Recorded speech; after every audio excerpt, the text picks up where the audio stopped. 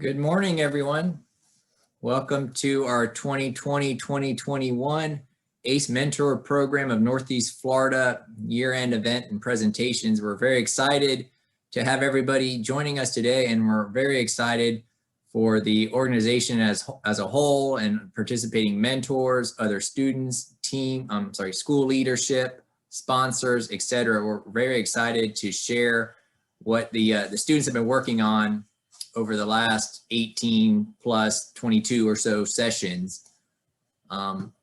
So we are participating in an all virtual format this year. My name is Jacob Thurlow. I'm the chairman of our ACE Mentor Program of Northeast Florida board.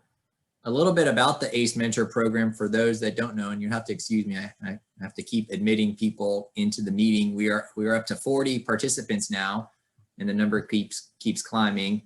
The ACE Mentor Program is a nationwide program founded over 25 years ago up in New York City. It now has over 75 affiliates across the country offering career leadership in the industry of architecture, construction, and engineering. It's a free program for high school students designed to engage, excite, and enlighten students as we suggest they pursue careers within the ACE industries. So it's put on in a combination in a partnership between professional organizations, and so we've got several mentors participating today, as well as sponsors of the program and the schools. So you really have to have a great partnership between the two, or it just doesn't work. You've got to have that strong school champion that gets the students to participate, and then the industry to provide the mentorship to come to meet with the students and talk about the program. Typically, we meet in person in every location except for one at the school. So it's typically an after-school program.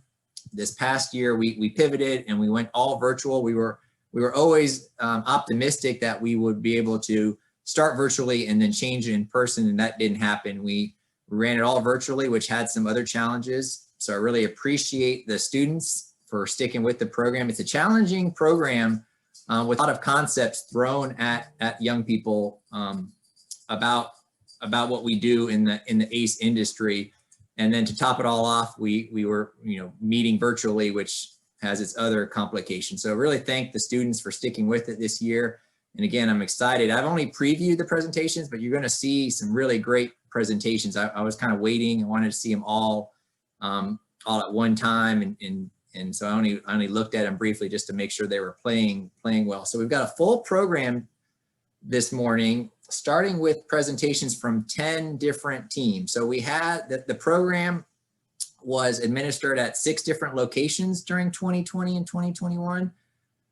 As you can see on the screen, we had students participating at Creekside High School, Orange Park High School, Bishop Kenny High School, Lee High School, Middleburg High School, and then also a homeschool team participating. So of those 6 locations, we got 10 teams that are going to be presenting this morning. And again, I appreciate everybody joining. We're now up to 48 participants. So good morning to those that just joined, and welcome to the meeting. Again, I want to thank all the students. I want to thank all the teachers and the representatives at the schools that helped us get through this year and make this possible for the students. I also want to thank all the mentors that are on the call. Again, we can't run this program without your help and you guys and girls providing your valuable time to meet with the students. Thank the sponsors that provide financial aid for the program. We're going to be providing scholarships during our full program beginning at 12:20. So we've got a lot of students receiving scholarships that are made possible because of our sponsors. So we really appreciate all of your help. And we've got a pretty tight schedule today. So it is 9:04. And so we're going to jump right into it this morning. And I'm going to do my best to keep the technology working and to keep us on schedule. So with that said, we're going to turn it over to Creekside High School and their first team.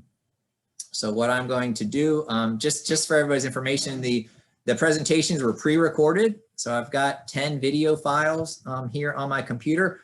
I'm going to play the presentations. All of the presentations are under 10 minutes. We'll play the presentation.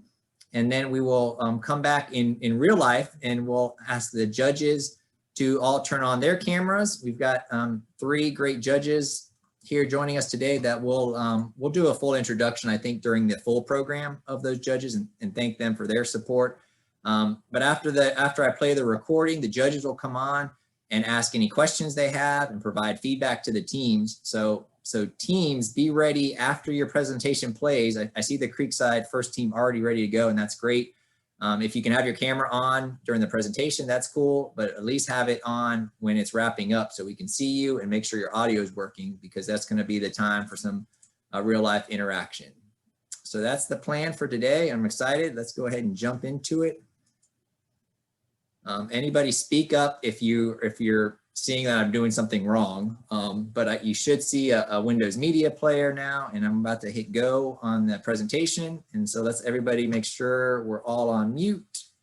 It looks like we are. I'll do the same and I'll hit go and we'll watch the first presentation from Creekside Team 1. Hi, I'm Alexander Symes, and let's talk about a couple of staggering facts. Florida ranks number 15 among states with the largest homeless population. There are over 31,000 homeless people in Florida, and in Jacksonville alone, there are over 1,800 homeless individuals sleeping on the streets on any given night. We plan to tackle the global issue of homelessness with a creative solution: tiny homes. Hi, I'm Amelie O'Hara, team leader, architect, and Revit lead. We are tackling a global issue in tiny homes. Our homes are sustainable, innovative, and efficient. We are Atmosphere Community Housing, focused on creating a community for homeless individuals. Now, why did we choose tiny homes? Hi, my name is Selene Taylor and I'm the documenter. If you had to choose between a tiny tent and a tiny home, you would probably choose a tiny home. The tiny tent might seem good because it's more affordable compared to the more expensive tiny home, but the tent has much bigger downfalls, such as it being unsustainable, not being able to protect against the elements like the weather, and being unsanitary, which is a big downfall considering we are still in a pandemic. Whereas a tiny home can be a more permanent, reliable, safer solution, especially during this pandemic. Tiny homes can also be even safer in a community. So our tiny homes are a housing solution for the homeless. We are building a community for them to feel welcome at home. We are having a community center with donations and soup kitchens, all these resources to help them get back on their feet. We are located 1 hour northeast of Jacksonville, Florida, and are purchasing a 28-acre plot of land for $195,000 to place 50 houses on an 18-acre section of the land. That will give each home 0.36 acres and will make the land cost for each individual house $3,900. Hi, I'm Brian Chung, Atmospheric Community Housing Civil Engineer. This is a site plan we created for our community. I helped do the brainstorming in the original Revit design, while Emily did the finalized Civil 3D site plan shown here. Our plan is to have a general community center, which branches out into multiple 10-house complexes. Hi, I'm Ryan Nagao, and I'm Atmosphere Community Housing's landscape architect and interior designer. We are using a 28-acre plot of land and clearing 18 acres for around $3,000 per acre. The timber will sell for $2,000 per acre, thus maintaining the budget, and will be preserving the remaining 10 acres to retain the natural beauty of the land. Perfect. We will be offering a couple of varieties of trees, ranging from magnolias to red maples. Additionally, we won't stop there. We will give each person a choice of sunflowers, milkweeds, flax lilies, jasmines, and Hawaiian ties to surround their house. We're using a 2-story floor plan so that we can divide the living areas and the kitchen and bathroom areas. We have a patio, which allows us to have more square footage. This will help our people to have more space to live. As the Revit lead, I was involved heavily in our Revit drawings of our tiny home. Here you can see the 3D view. This is the floor 1 view. As you can see illustrated in the dimensions, our house is 10 by 20 on each floor. Therefore, it is 400 square feet. We have our kitchen, a patio, and the bathroom. This is our 2nd-story floor plan. As you can see, we have 2 bedrooms and an office. Each bedroom is big enough to meet the legal minimum requirement for the bedroom. This is our elevation view for the tiny house. As you can see, there's the foundation level, floor 1, floor 2, and the roof. And as you can tell, the roof is under 35 feet tall. We will be using a light gray and blue color scheme. Due to the smaller space, the lighter colors make the room feel bigger and more roomy. Hi, I'm Kendall Reckamp, and I'm Atmosphere Community Housing Scheduling Coordinator, and I'm going to talk about the amazing features each of our homes have. Each home will have a fold-out table that will allow us to utilize as much space inside the home and an expansive outdoor patio to allow as much living space as possible. Did you know that the average person uses 90 gallons of water per day? In order to help reduce water usage, we are looking to implement 2 forms of water collection. The first is a rainwater purifying system to utilize Florida's frequent rainstorms. The second is a gray water reclamation system to help reduce water usage from sinks, showers, and toilets. Due to the distance of our community from city sewer systems, we are using wells and septic tanks in our design instead. The community will likely require around 280 gallons per minute of water total due to the small size and lesser requirements.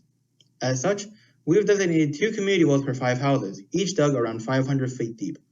Each house will have a 1,000 cubic foot septic tank, as well as a 450 square foot drain field.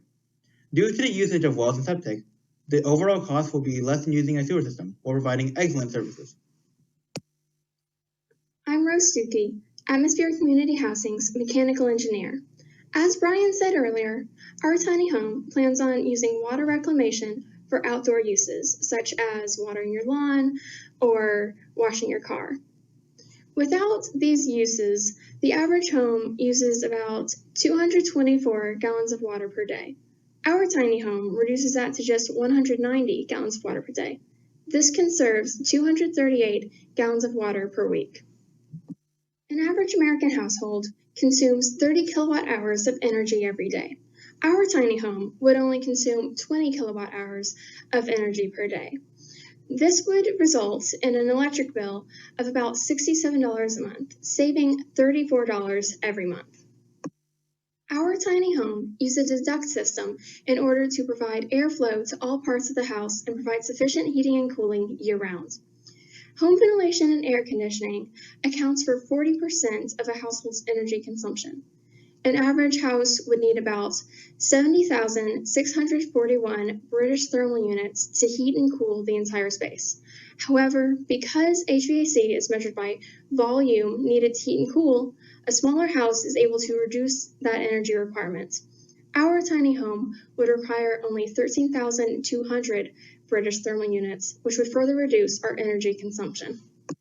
Hi, my name is Emily Anderson, the structural engineer. We decided to start with stem walls connected to a 4-inch concrete foundation.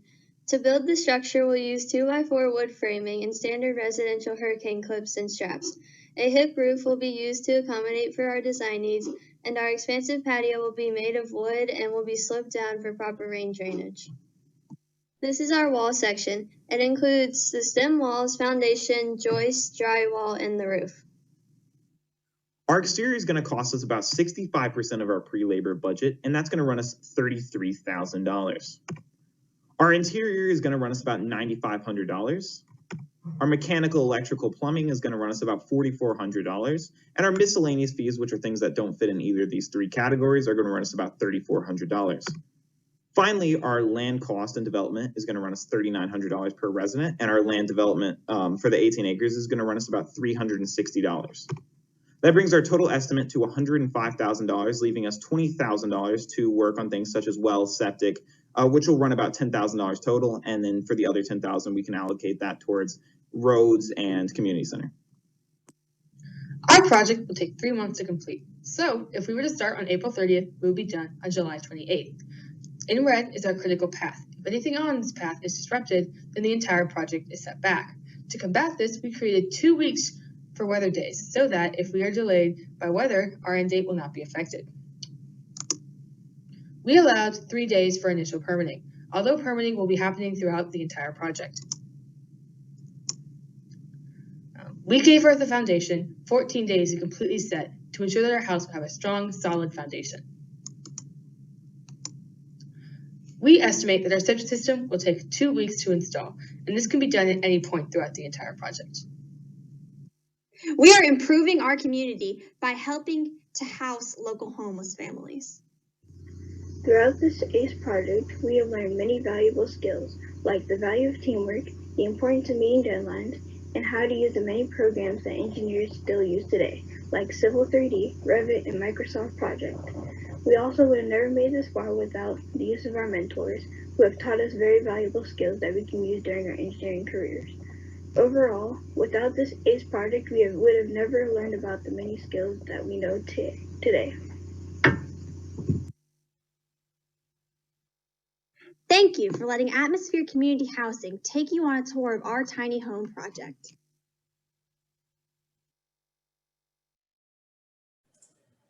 Awesome. Great job, Team 1. I think the audio and visual was working for most. I believe there were some challenges, but I think everybody got it figured out now. If you do have an issue, please offer up a chat. I think Nicole Eubanks, who is our ACE affiliate director, is helping monitor the chat for us. We are now up to 60 participants. So now we're going to turn it over to our judges. So we're going to their bios more fully at 12 o'clock, but right now I want to introduce our 3 judges. We've got Samantha Spaniak with us. We also have Jeff Ald and Michelle Tapuni.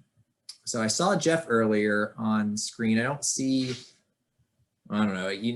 Just for everybody's information, there are several different views you can select to view the presentation. So you get different things depending on how you're viewing. I'm going to switch over to gallery view here. All right, so I see Jeff now, I see Michelle, and I see Samantha. So I'm going to turn it over to you 3 in whichever order you'd like. And then Creekside, if you want to go ahead and unmute over there so you're ready to go. Well, good morning, everybody. Creekside Atmosphere Community, congratulations. It makes me very happy to see students focus on housing for homeless students. I did that kind of work for 6 years. So I applaud you for really thinking about a different demographic and people that really need housing and how this would fit. I did want to ask, did you reach out to any nonprofits or any agencies that work with homeless people to get any of the information that you used in your presentation? Absolutely. I'd like to pass it off to Amelie, who actually talked to a local homeless advisor. We did a lot of work talking with research and things, but we had the opportunity to talk to several organizations who deal with housing, affordable housing. So I'm sorry, announcements are starting. If you could just give us 1 second. You're good. Okay, we're good. Sorry. No, so Creekside's engineering department works closely with the St. John's Housing Department, which works in affordable homing solutions. We tend to build wheelchairs and things for them, but housing for the homeless is one of the things that they work in. So I did interview Bill Lazar, the head of St. John's Department. Very good. We recently, through the ACE program, did a tiny home project with Habitat for Humanity. And I did discuss our project several times with the people who work there. They are also specialized in affordable housing solutions. So we did get input from experts. And I appreciate that. I could tell with your site plan that you guys really put some thought into the people that you were serving for this housing. So again, I know you've been working through a lot of challenges this year. Congratulations on this presentation. I'm going to move it over to the other judges. Thank you so much. Thank you. Thanks, Michelle. Yeah, I'll go next real quick. Again, I like the spin on the thought process to the presentation and the process of solving a problem and not just looking at it as a tiny home, but how can this be bigger than a tiny home. My question really is on the interiors. If you could just real quickly touch on lighting, color schemes, kind of what y'all did to the interior and what the approach was there. Okay, so our interior designer was Ryan Nagel, so I'd like to pass it off to him. Yes, so we did look at the color schemes and we did look at putting some natural lighting and having good open windows so we could have a lot of natural light and having a light color scheme because we are working with a smaller space. So the lighter color schemes, I think these are announcements actually. Are they? Or well, let's just keep going until they cut us off. So we did use a lighter color scheme because it does lighten up the room since we are using a smaller space. So additionally, we wanted to use grays and light colors to make the room seem a bit bigger. Which is a good approach in small rooms. So. Yeah, thank you so much. Thank you. Good morning, Creekside. Please stand for the Pledge of Allegiance. Mute the call. Mute the call. Mute the call. Oh yeah, let us mute the call for a second. Sorry about that. When they come back on, Samantha, you ready to go? Yes. I didn't account for this delay in our tight schedule.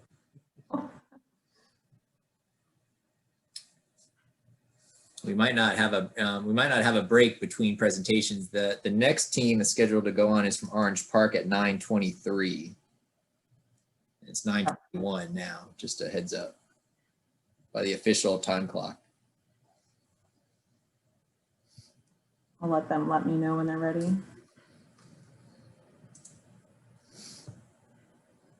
So it's just like construction, an unforeseen condition. Here's a change order. We're being delayed.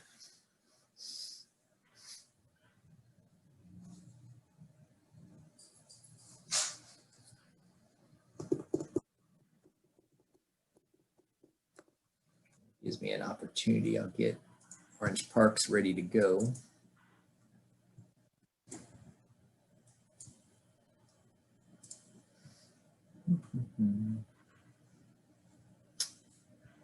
Mary Ellen, are the students going to be with you in the room there? Sorry. Yes, they're all here with me. Okay, cool. So yeah, I have my laptop set up, so they'll just come around my laptop and answer questions when it's right time. Okay. Sounds good. Okay, I'm going to go back on mute. Ma'am. All right. Sorry, Yeah, our we are so sorry about announcement, that. our announcement pledge just went on, so we had to make sure we respected that. Any further questions? Sorry about that. Yes. I do want to say great job. I did appreciate the graphics and the presentation and how it broke down everything in a very simple way. My question would be for the site design, and how do you plan on having residents in a community as is there walking trails, or do you think people will hang out in their front porches, and how they connect in that kind of community? So, for our site plan, we wanted to make sure that it was a community. So we used cul-de-sac formations in order to make everybody a bit closer. But we also wanted to respect people's privacy. So we used a 0.36 acre plot so they were able to have a little bit of privacy. Additionally, we allocated 18 acres that we weren't going to use for development. So that would include things like community centers, walkways, trails, and things of that nature. So you can clear your mind and have a little bit of seclusion, but also, so that you can feel more like a community. Great, thank you. Good job, guys. Thank you. Awesome, nice job. Team member 1 from Creekside. We're going to move it along now, and we're going to start with Orange Parks, Team 1, the Tar Heel Tiny House. Thank you so much. Thank you. Thank you all. Bear with me. Let me share. I'm going to try sharing this a little differently this time. Do that. Good morning, everybody. I'm Harold Maffett from my team, Architects Anonymous. And we're here today to present the Tar Heel Tiny House to you. I'm the project manager for Architects Anonymous. Our project's goals are to make an affordable house that can adequately suit a family of 3 to 4 people. We also wanted to incorporate a unique design as well as something that was affordable and was within building codes, as well as met all of the requirements for the RFP. The site that we chose is in Whittier, North Carolina. We chose this mainly because tiny houses are not permitted in Clay County. We also wanted to have a nice mountain view for the site of our project. This specific area allowed us to build a tiny home on it, which was also a great plus. This site is especially nice because it already has a cleared lot as well as a driveway that is currently cut in, as well as utilities that are nearby and available for use. So the utilities are about electricity can be ran. It's about 600 feet away currently, so that's not difficult to run. And water can be attained by pumping uphill from a reservoir that can hold 5,000 gallons of water. I need to better do that. Oh, okay. And now I'd like to introduce our interior designer, Augustine Ayala. Hello, I'm Augustine Ayala, the interior designer for Architects Anonymous, and along with work from Blake Brown and Garrick Vanderwater, I'll present to you the interior design of our tiny home. The full interior consists of three octagons, one main that is the kitchen and living area, a bathroom, and one bedroom. I'll be taking a look first at the living room and kitchen area. This is a shared space that provides a lot of room for whoever enters.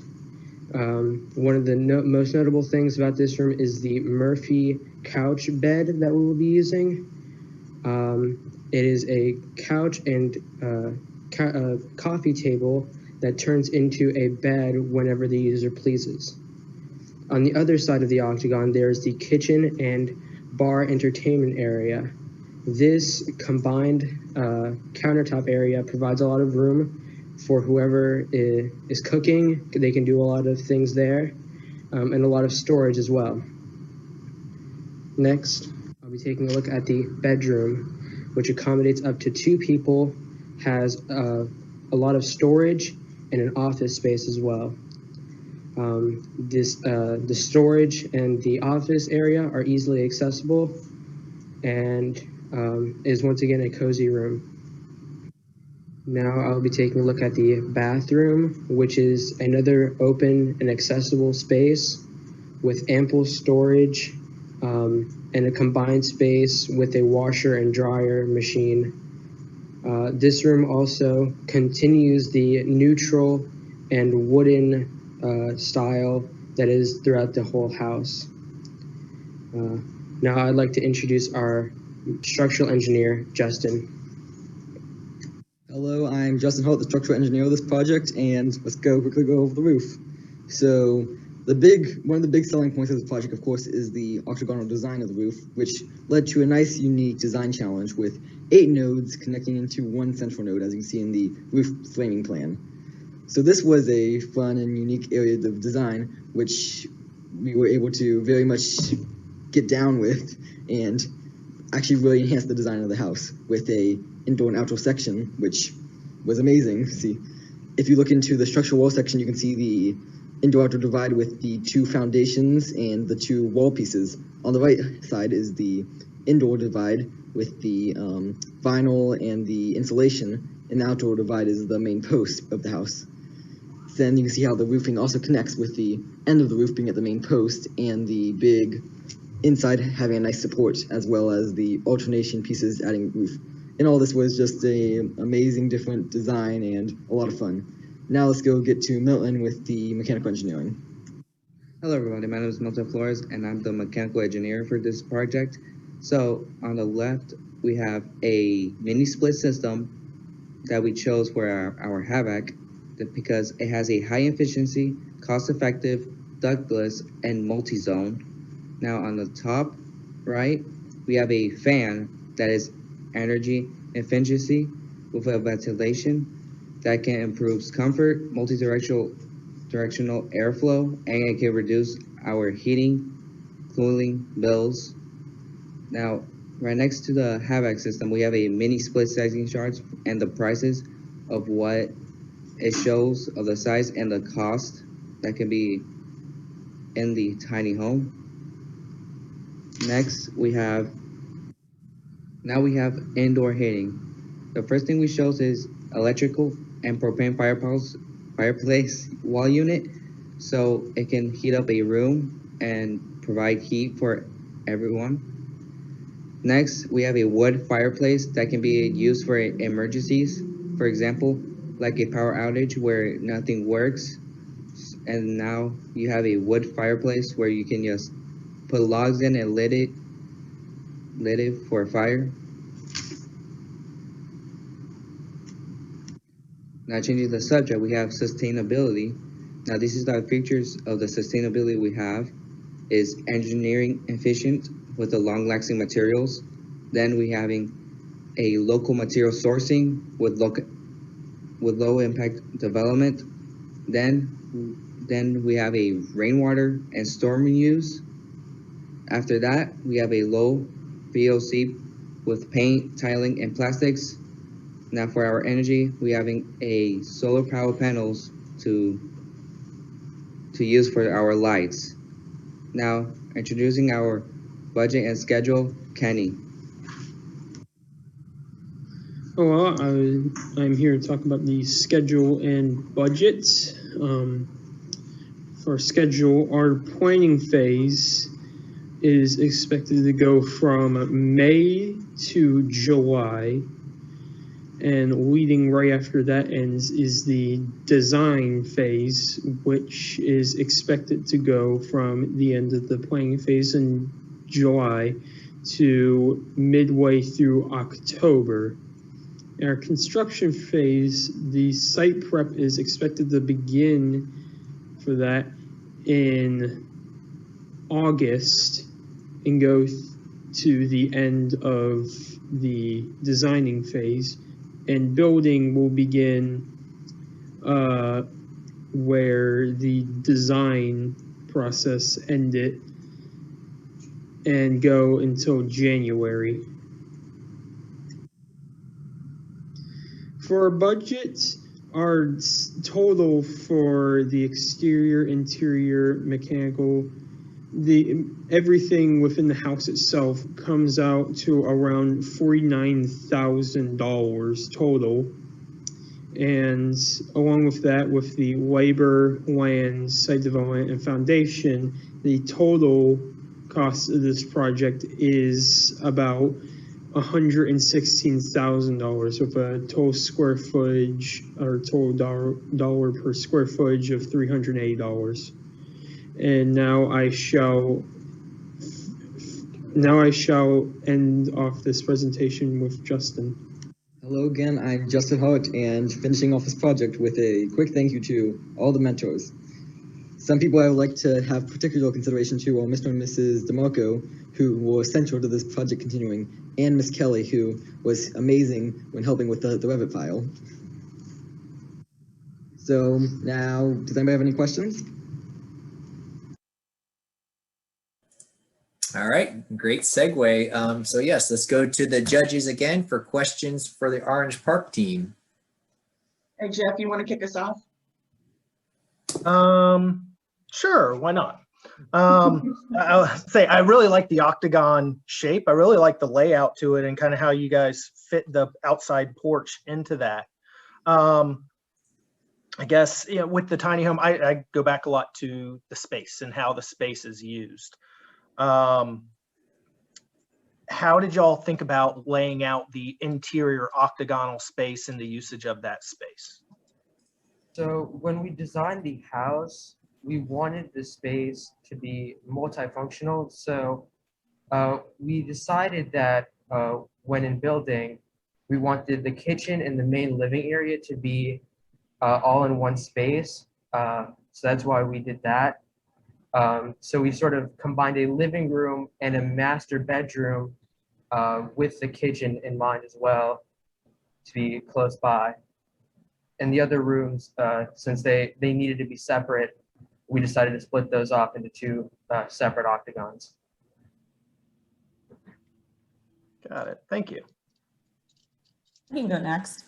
Great job, guys. I was going to ask, did you take in consideration solar direction or wind for your site plan? When in consideration to solar panels, we did not go much into the solar direction nor wind direction. We did not decide a lot on using wind or having wind as a factor in our tiny home. So again, congratulations, you guys. I want to say, can you, couple things. I think it is a great pickup that one of the challenges in tiny homes is that zoning doesn't always allow for it, and what people that are trying to do this kind of housing are running into. So I think it's great that you highlighted that in your presentation. Tell me a little bit, what do you think is your biggest challenge with this project? One of our biggest challenges was making the whole space compliant, what's it called, accessible to anybody. It was very hard to make a space very open with such a limited square footage. But we put into consideration those who were not able to do things that people who have no disabilities can do. So we wanted to make this space as spacious as possible and accessible to anybody. Some major factors for this helping the differently abled was having a nice open space, and also a big factor was actually the bathroom, where it's a area where someone can have a good amount of maneuverability, which isn't usually the case in an area that's so compact. So we had some nice limited slippage, and just had an area that you could move around as well. The whole house is you can easily move around through. Yeah, so you ran into the reality of a tiny home. So thanks for highlighting that and being creative with your process. Judges, do you have any other questions? Good.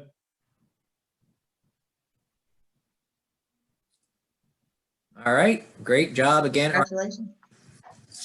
Thank you, judges. We're going to, our next presentation is going to be provided by Bishop Kenny team. It's going to begin at 9:42. So I'm going to provide a little slideshow thanking our sponsors. So we'll go off camera for about 5 minutes and rejoin at 9:42 for Bishop Kenny. Thank you.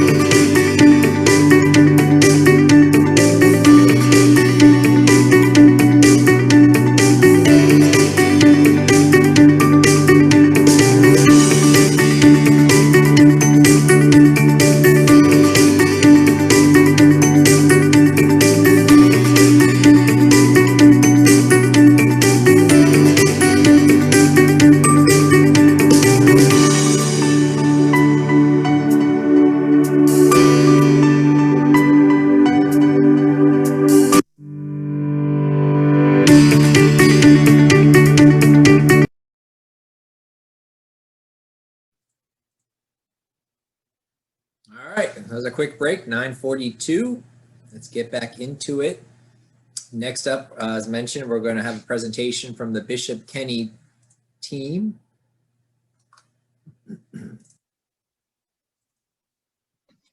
We are here and we'll get set up.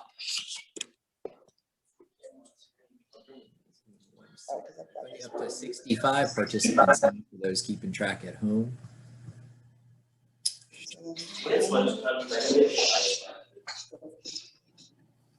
Right, yeah, if you, go ahead and go on mute, everybody, if you're not. I'll go ahead and hit play and we'll watch the presentation from Bishop Kenny. We are Team Hole Diggers, which is a team of Sorry, I gotta crank the volume. 4 people from Bishop Kenny High School. And for the past few months, we've been working on Project Underground. Hello, my name is Victoria, and I'll be giving an introduction to our project today. So what is Project Underground? Well, Project Underground is a sustainable earth-sheltered tiny home that we designed. As the demand for tiny homes have been on the rise recently and the need for sustainability is ever existing, we believe our design can accommodate to this issue. Today, this is what we will be showing you, and I hope you can see our vision of Project Underground. So without further ado, let's introduce our site. Our site costs $7,000. The plot is connected to paved roads and is in range of high-speed internet. Not only is there a great view, but it has great amenities like pickleball, a lake, and good hiking. This is the view from our plot. It shows the rolling hills and mountains of North Carolina. Our plot here is shown connected by a driveway to a staircase that leads up to the porch, as the house is slightly elevated than the mountain. We are now moving on to our exterior now. Our main idea was to create an earth-sheltered home, which means that the home is partially built into the earth. These photos were some of our inspiration for carrying out how to design our earth-sheltered home. We lacked digital software that was available to us, as it was either too costly or was too hard to utilize without problems arising, which is why we decided to draw a perspective drawing. As you can see from the bottom right, there is a driveway with an overhang to it, which will lead to the steps to the porch and into the home.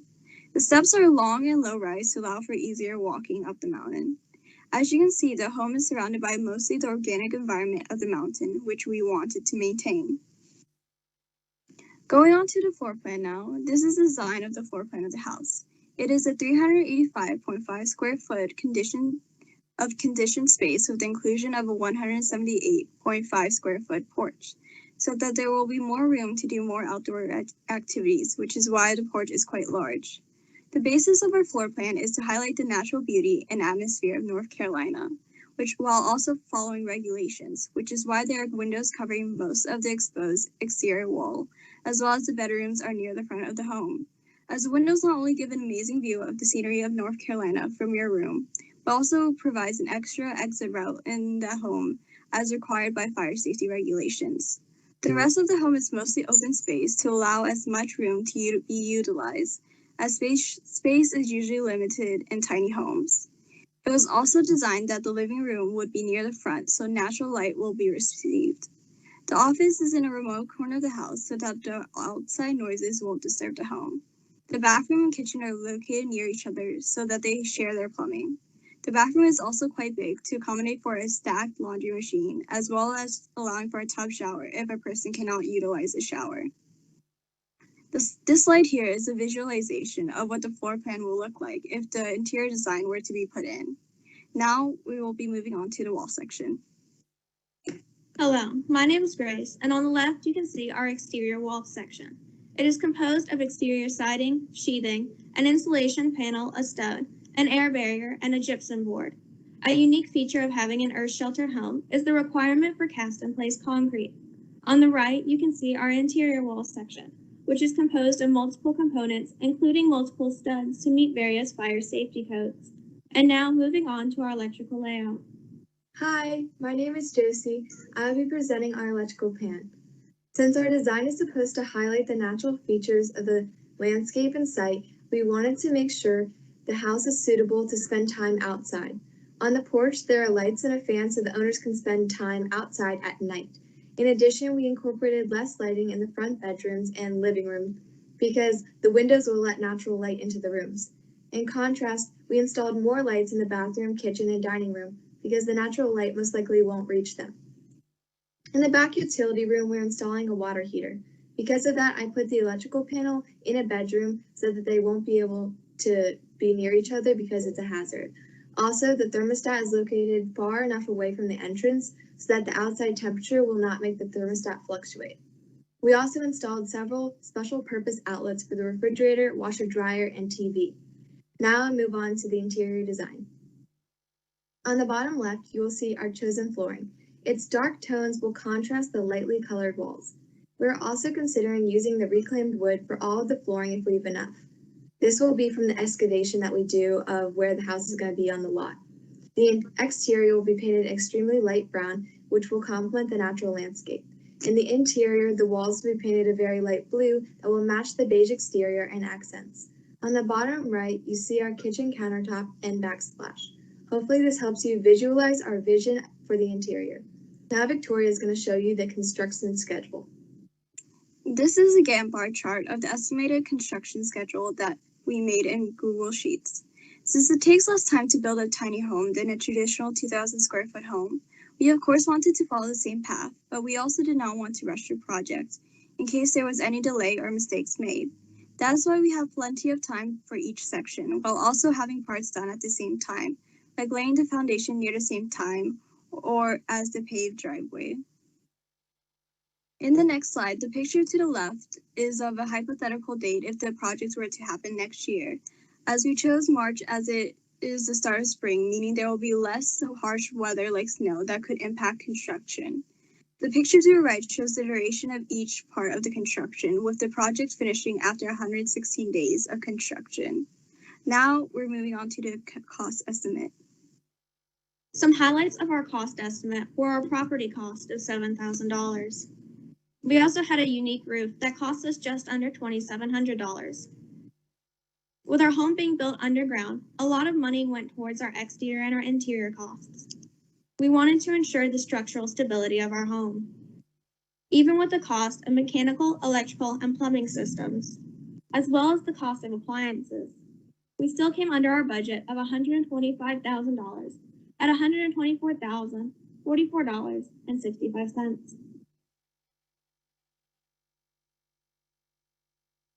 Sustainability was the main reason that we chose to design an earth shelter home.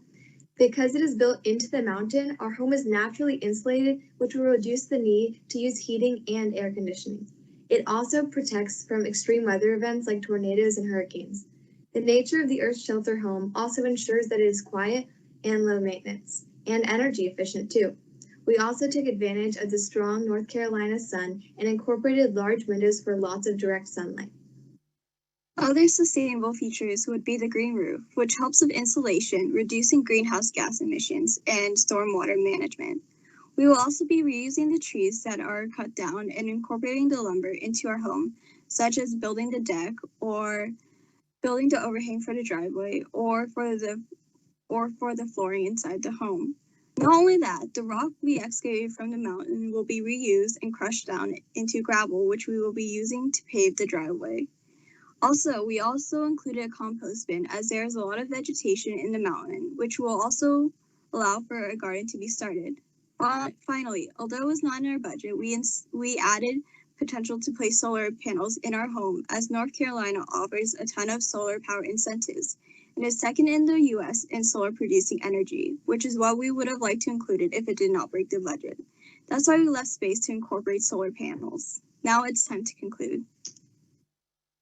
Our site cost $7,000 for about half an acre of North Carolina land. The house is 385 square feet with a 178.5 square foot porch. It's built right into the rock of the mountain ridge. The natural tones of the outdoors are featured into our interior design. The time estimate for construction is 116 days. We were under budget at $124,044.65. We are Team Hole Diggers. This is Project Underground, and thank you for your time.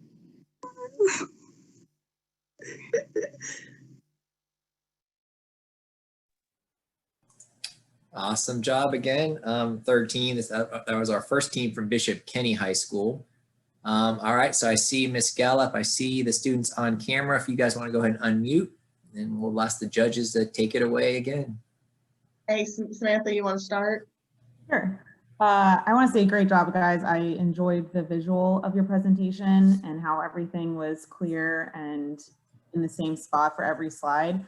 I feel like you guys thought of everything. So I'm going to ask, what was your biggest challenge of working together and deciding about this, the whole digging concept, and if everyone agreed on that?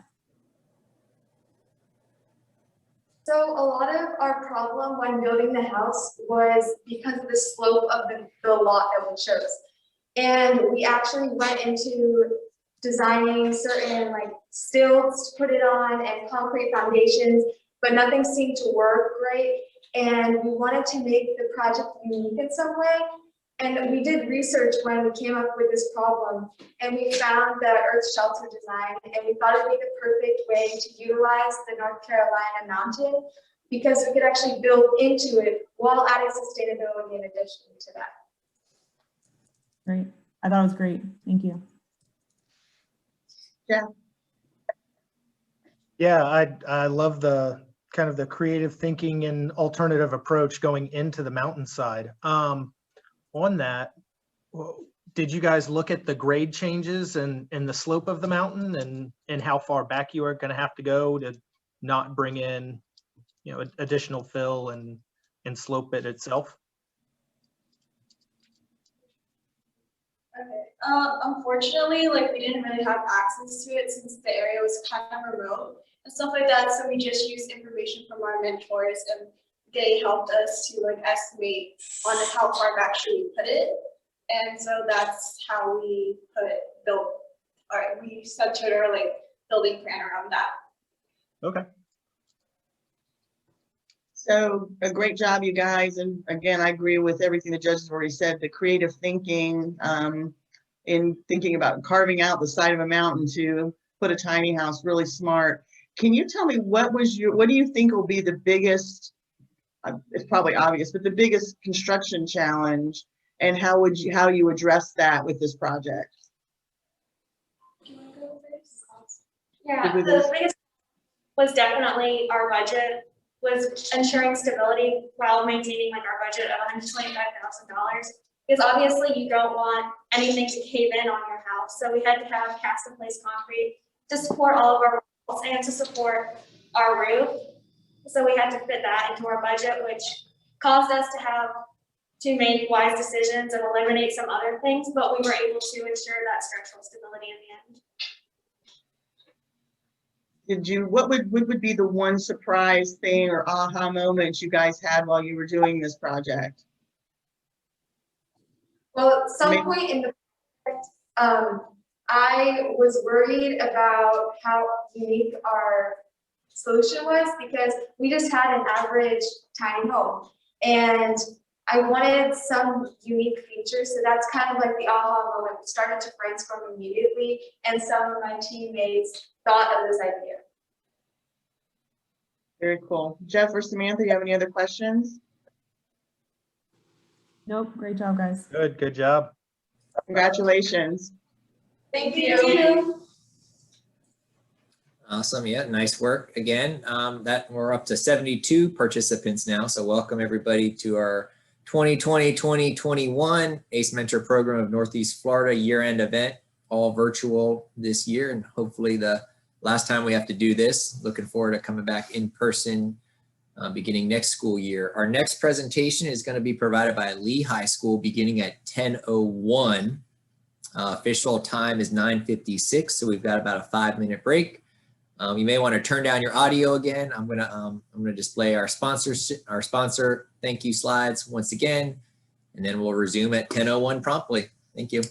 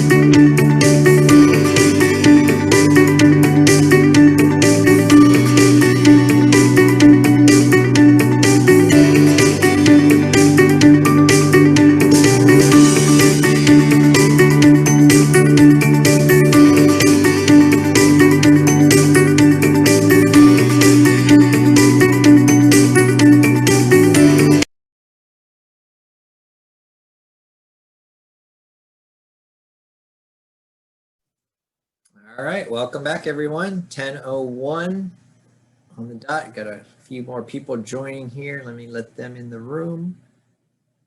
And we're going to turn it over. Next is going to be the presentation from the Lee High School team. Bear with me one moment.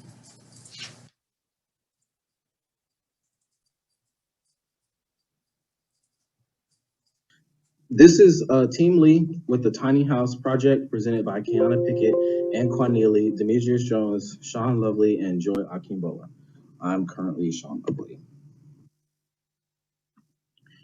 So our site, the reason we picked our site is because it's really close to downtown. It's about a 5-minute drive and an 18-minute walk. It's really close to a lot of major hotspots. It's close to a lot of bus stops, fast food restaurants, as well as a fire station, community center, and lots of parks, churches, and businesses.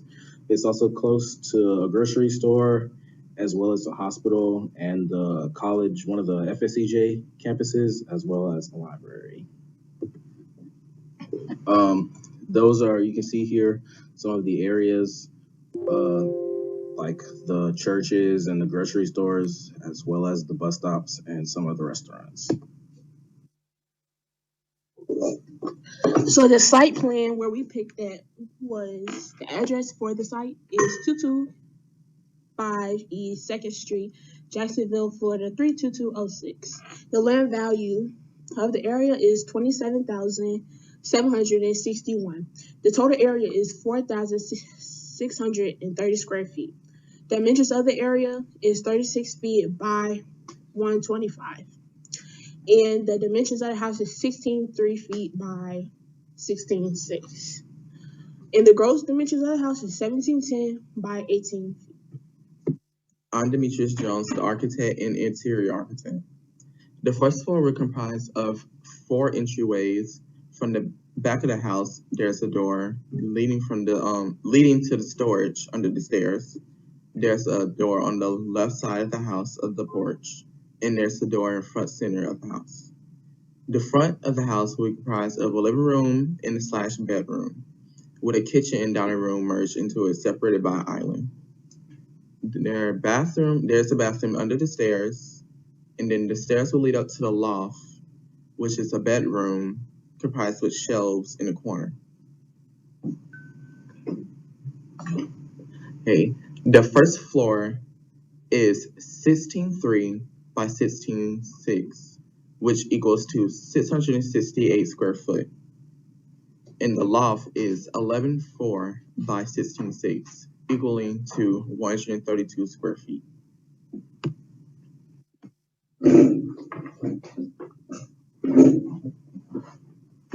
So here we have our exterior elevation.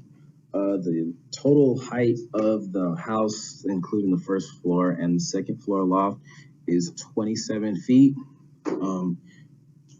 The side elevation, you can see the first floor, the ceiling comes up to 9 feet and 11 inches with the entry and the dining. There's a 10-inch floor system dividing the loft and the entryway, as well as the kitchen. There's also a 9-foot 1-inch loft that's for the second floor.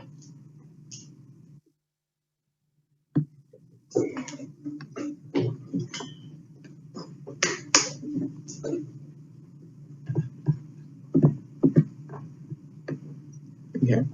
Interior scheme. The flooring throughout the house will be consisted of cork flooring. Cork flooring helps reduce greenhouse gases because of its ability to store large amounts of carbon, which will be good throughout the house, and it would be great for the ecosystem. The bathroom will be comprised of travertine flooring, which is eco-friendly because it doesn't go through any manufacturing process and can be deposited around geothermal heated hot springs, which is also good for the environment.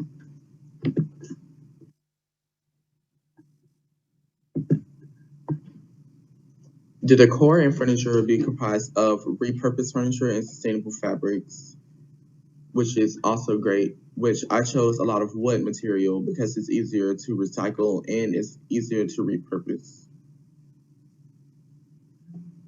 and it reduces carbon footprint.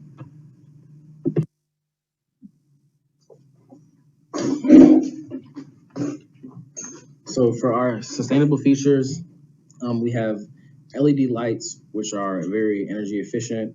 The fact that the site is close to public transportation is also very sustainable because you don't have to use a car. You can rely more on public transportation. Recycled materials are also going to be more relied on for the construction as well as the furniture. There will be low flow plumbing fixtures, heat deflecting windows, and an energy saving air conditioning unit. Also, the cross laminated wood for the frame as well as the cork flooring are sustainable features to the tiny house as well. Hello, I'm Aaron Neely. I was the electrical engineer and I also managed the framing of the house and the cost of the house. Here we have the wall section. The wall structure will be cross-laminated timber. It has a good strength to weight ratio and is lighter than steel concrete and also reduces the carbon footprint. Now the reason it's stronger is because normal timber is strong in the direction of the grain, but weak in the cross direction. However, CLT, which is cross-laminated timber, has perpendicular layers, making it strong in both directions. This is our electrical plan. We have 2 GFCIs in the kitchen and 1 in the bathroom. There are also 11 other outlets, 4 in the living room, 4 on the second floor. There's an extra outlet in the kitchen and in the bathroom. The GFCIs are to protect the electrical appliances from water, and there are 220 volt receptacles for the oven / stove and the washer and dryer combo. There will be 13 light switches in the house. You have some in the kitchen, the stairwell, upstairs stairwell, and the living area. For our cost estimates, our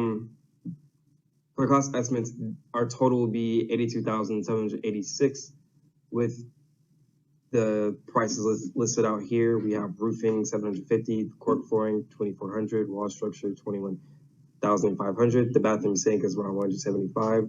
The washer and dryer is $1,600. The window AC unit is $800. The low flow toilet is $200. The site preparation will cost around $10,000. The foundation will cost anywhere between $5,000 and $8,000. The mechanical will cost between $7,000. The plumbing $1,000. The exterior wall will cost about $1,600, and the property cost is around $27,000. So the construction schedule, the first thing that we have to do is site preparation, which would take 1 to 2 weeks. The second thing will be the foundation, which would take 2 weeks. The third thing will be framing, which will take 1.5 weeks. The fourth thing would be installation, which will take about a day or 2. And that's basically just putting the stuffing into the structure. The fifth thing would be the mechanical, which would take a week. The electricity take a week, and the plumbing take a week. All those are going to be going at the same time. And excuse me. The eighth thing will be the finishes, which the finishes are like painting and adding the furniture, making sure everything is designed well, the cabinets, the sinks, everything like that. And then the last thing will be the weather days, which I add the weather days in case a day or 2 is taken from us because of the weather or anything. It's just days that we can make up if times and the other doing the other things are taken away from us. So yes, thank you. In summary, our tiny house meets the requirements of our clients. It's renewable. We make good use of our site. It's very close to the downtown metro area. And we were $42,000 under budget. Are there any questions?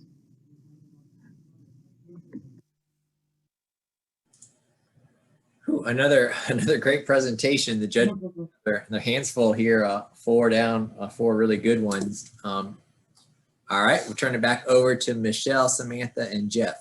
And I'm sorry, before you guys start, okay, I see Miss Bell's classroom there. And it looks like you guys are good to go. Hi, guys. Congratulations. As usual, you did a wonderful job, and we really appreciate all the thought you put into it. A couple of comments from me that I really appreciate that we don't always see, that you really took into account your site planning. You looked at proximity and where it is close to transportation and how people can access all of the services that they need. So thank you for doing that. I guess my one question would be, what do you attribute, how were you able to get your budget so low? I think everyone's going to want to pick your brain on that. Okay, well, first, when I had found the site, I had seen it was already a foundation there. So it was a previous house before there, like on there, and they to demolish it. So we didn't have to tear down anything, and the foundation was already there. So that took away from like building foundation, worrying about that. And also the land was so close to like downtown where like a lot of low income people are and everything. So that actually helped. I would like to add in, yeah, as she was saying, it was a brownfield site and it wasn't on. So that took away a lot regarding not having to pay a lot. And so downtown being close to like, a lot of people of low income, we know the main bus station is down there. So we took into account like with all the bus stations and stuff, because we wanted to bring down our carbon footprint. The materials we used also helped a lot. For instance, the cork flooring in the kitchen. Cork can be harvested from its trees multiple times, meaning that it is both renewable and cheap to get. So it can be harvested up to 3 times in one tree's life. So a lot of the materials we used were renewable, and they were also cheaper than you expect to get. Well, wonderful. And when you're all out there doing your construction and design, you can get a grant for your brownfield. So keep an eye on, you'll lower your budget even more. Ooh. Jeff, you have a question? Yeah, so kind of going back to that site selection, kind of what was it about this site over the other two that really kind of set it apart? And if that was y'all's biggest challenge, what was the process to say, no, this one's it? Well, we had 3 sites, and so one of them was very expensive. It was like $100,000, and so that already took us out. And then the other one, we really liked it, and it was close to downtown. But regarding the issue with it being a greenfield, we know that it was going to be hard for us to, tear down trees and stuff. So we decided this one is, the best one, even though it was farther away from where we originally wanted it. It was the best site. Gotcha. Thanks. No, great job, guys. Sam, have anything?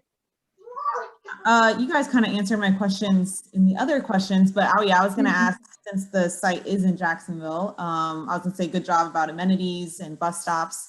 And also I was going to ask if you guys did a drive-by. It seems like you did, to find out that foundation was there. So kudos to that, and thinking that process through, and going there and seeing the site and really evaluating where it is.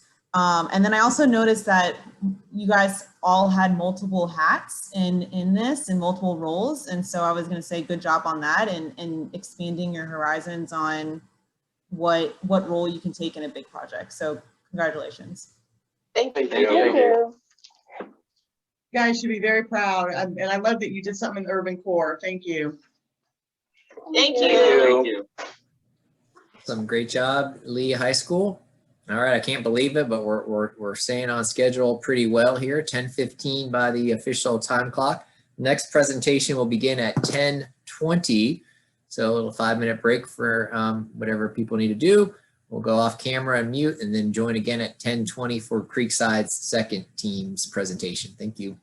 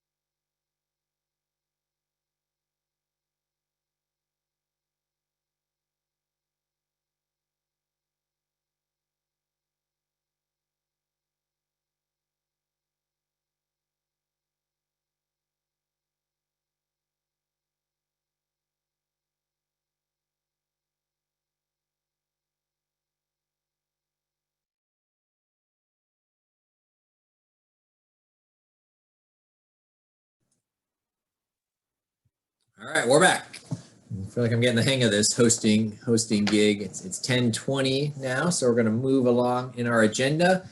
We're up to team number 5 presentation today, which is the second team from Creekside. So let's take it away. Good morning.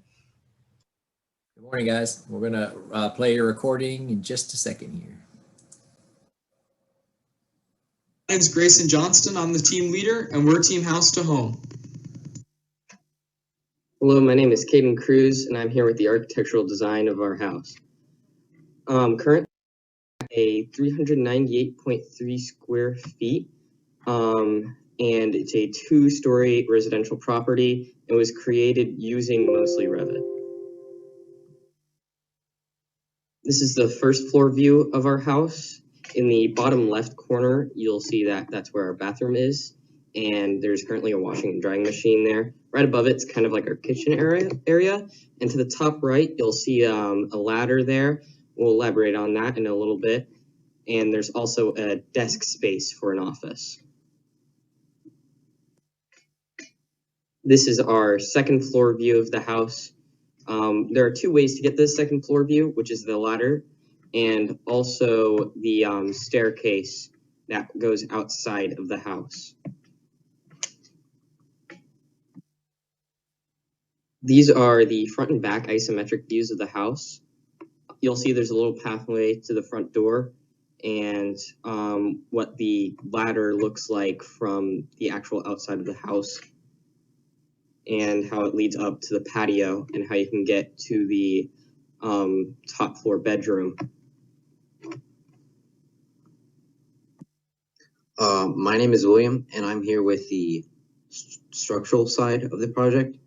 And what you can see here is the section view of the wall we are using in the house. Most of the wall is made up of birch, but we do also have plywood, vapor retarders, and sidings. Additionally, we went with asphalt shingles mounted atop a metal deck or roofing. As an alternative way of getting from the first floor to the second floor, we decided to implement a ladder. As you can see here, it is attached at the top, 90 degrees to the wall, perpendicular, for easier access to the second floor. And it is in a special chute that juts out of the house. To strengthen the house as a whole, we decided to use hurricane-rated glass and doors because Florida is often hit by hurricanes, slab foundation, and extra structural support columns to support the second floor of the house. Hello everyone, I'm Sean Shedgar. This is Civil Engineering and Land. We found our plot at 207 Quaker Road, and it was relatively cheap, only costing $5,000. It had ease of access to water, power, and didn't need much land clearing to be done overall. We decided to use a pour-in-place foundation. A pour-in-place foundation excavates the land below the house, then lays the drainage and power lines for the house, fills it with concrete and rebar and other supporting materials, then leaves it to set up and dry. From there, it gets waterproofed and is ready to build upon. This option was much easier and much cheaper than others on the market at the time. We decided to use a French drainage system. This system uses perforated pipes to ensure that one area of the lawn does not get oversaturated and works well with the slope of the plot that we chose. When the water level rises to the holes near the bottom of the pipe, the water will run through the pipe and away from the area, draining any excess water. Here's our plot layout. Our drainage lines are the gravel lines that run around the house, and from this perspective, our plot slopes right to left. Hi, I'm Bella Antonelli, and I'm doing the landscape design. We incorporated bamboo trees as indoor plants to create clean air inside the home and to stay within the color palette. We kept some trees outside or already provided by the land to create a shaded area right outside the home. With the trees, we also have gravel path to the door of our house and some bushes aligning the sides. To add some color to the place, we also added some flowers all around the yard. So based on the way we've managed our architecture and our site, our basic mechanical space load will be minimal. Our mechanical requirements are only about 10,083 British thermal units, which is way lower than the average square foot home, which is about 14,000 British thermal units. So the way we're able to carry such a low space load is because we negate our heat using natural and sustainable alternatives. Our vents will be placed in front of our windows to eliminate hot or cold spots within our model and also to negate draft throughout the space. Hi, my name is Evan Smith, and our house will have a basic electrical structure with a power line located on the street feeding power into the house.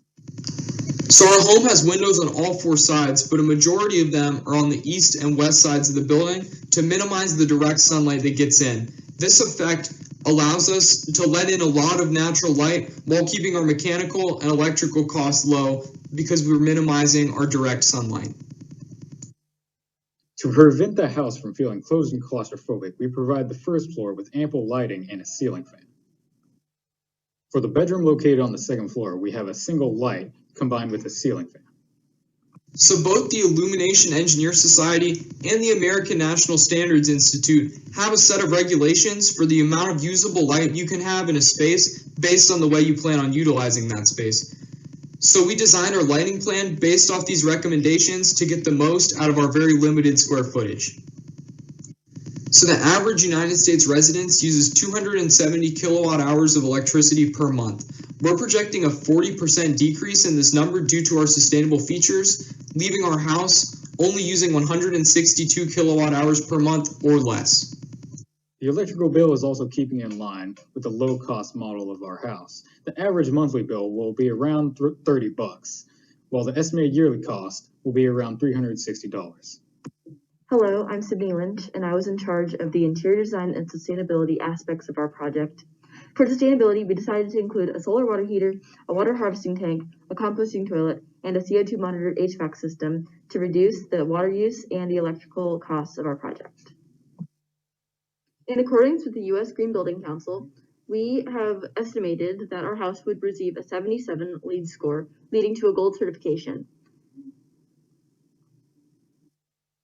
One aspect of our LEED score that we are particularly proud of is our water efficiency category, where we earned 12 points in the performance path. This comes from our creative ways to decrease water use, such as the rainwater harvesting tank and the composting toilet. These photos include our concepts for the designs of the interior of our house, with the left being our initial design ideas and the right being our final design ideas. Our interior design concepts include large windows, a warm color scheme, light accents, outdoor seating, and a rack closet. I'm Ainsley Kate, and I was in charge of designing some of the furnishing that would go inside of our tiny home. In the RFP, we noticed that we needed a designated office space, and so that's when we came up with the ladder shelf. The ladder shelf would provide shelving for papers, books, and other tools needed for everyday office use. And then the foldable desk at the bottom would allow the person to store it up when not in use, allowing the space to be more open. We also noticed that the RFP required a second sleeping area, and so we decided to combine this with the dining area. By creating a collapsible table, you'd be able to push it down and have it rest on benches and create almost a futon style bed. The reason we went with benches is because not only did they provide more support, but the insides could be hollowed out to provide extra storage, which is required in a tiny home. Hi, I'm Charles Phillips, and I was in charge of the budget for our tiny home. The exterior budget was focused on keeping weather and elements out and away from our home. Interior budget provided furnishings, decorations, and appliances in coordination with the RFP. The mechanical budget focused on providing electricity and plumbing to the home. And our house is around $86,000 base with no upgrades. And we did that so it's more affordable for a first-time house buyer. But some of the upgrades we do provide is a garage, a driveway, an electric car, charging station, privacy glass, and marble countertops. And that in total will be around $99,000. So the construction of the house will have a very short timeline at only about 8 to 10 weeks. We expect that our permitting and land clearing will take the longest, and then after that, all of our trades can be able to work somewhat simultaneously and finish the project quickly. Throughout the project, we had to be good at successfully keeping all moving parts organized to prevent any confusion. We also exceeded at vocalizing our ideas to the group to incorporate everyone's visions into the project. The project also required us to work very closely with each other, even though some of us were working from a distance. Again, we're Team House to Home. Thank you for listening to our presentation today. Awesome. Great job, Creekside. Team number 2, judges, you want to take it away? And yeah, go ahead and unmute yourself there at Creekside. Hey, great job, you guys. Jeff, you want to get us started? Sure. So I love the rendering. It gives a great visual. I really like the outside stair, but I guess there's a unique story to how you came to that. And kind of talk about the moment when you realized how you need to get up to the second floor and how the team reacted and came together. Well, with limited space within our home, we didn't want a large stairway or a spiral stairway taking up unnecessary space within the home. But we decided we needed a more elegant way to get up the stairs. So we decided to put the spiral staircase outside and then also have a slanted ladder on the inside. So that way you had more than one option to get up to the second story. So if the weather was inclement outside, you obviously wouldn't have to go outside to get to the second story. Got it. Thank you. Samantha. Yes, good job, guys. I guess my question would be that let me comment you on the second outdoor area. That's a good option to have 2 separate spaces for outdoor, especially next to a bedroom. I guess the question is, since the outdoor space near the bedroom does face south, why not consider a shading device up there?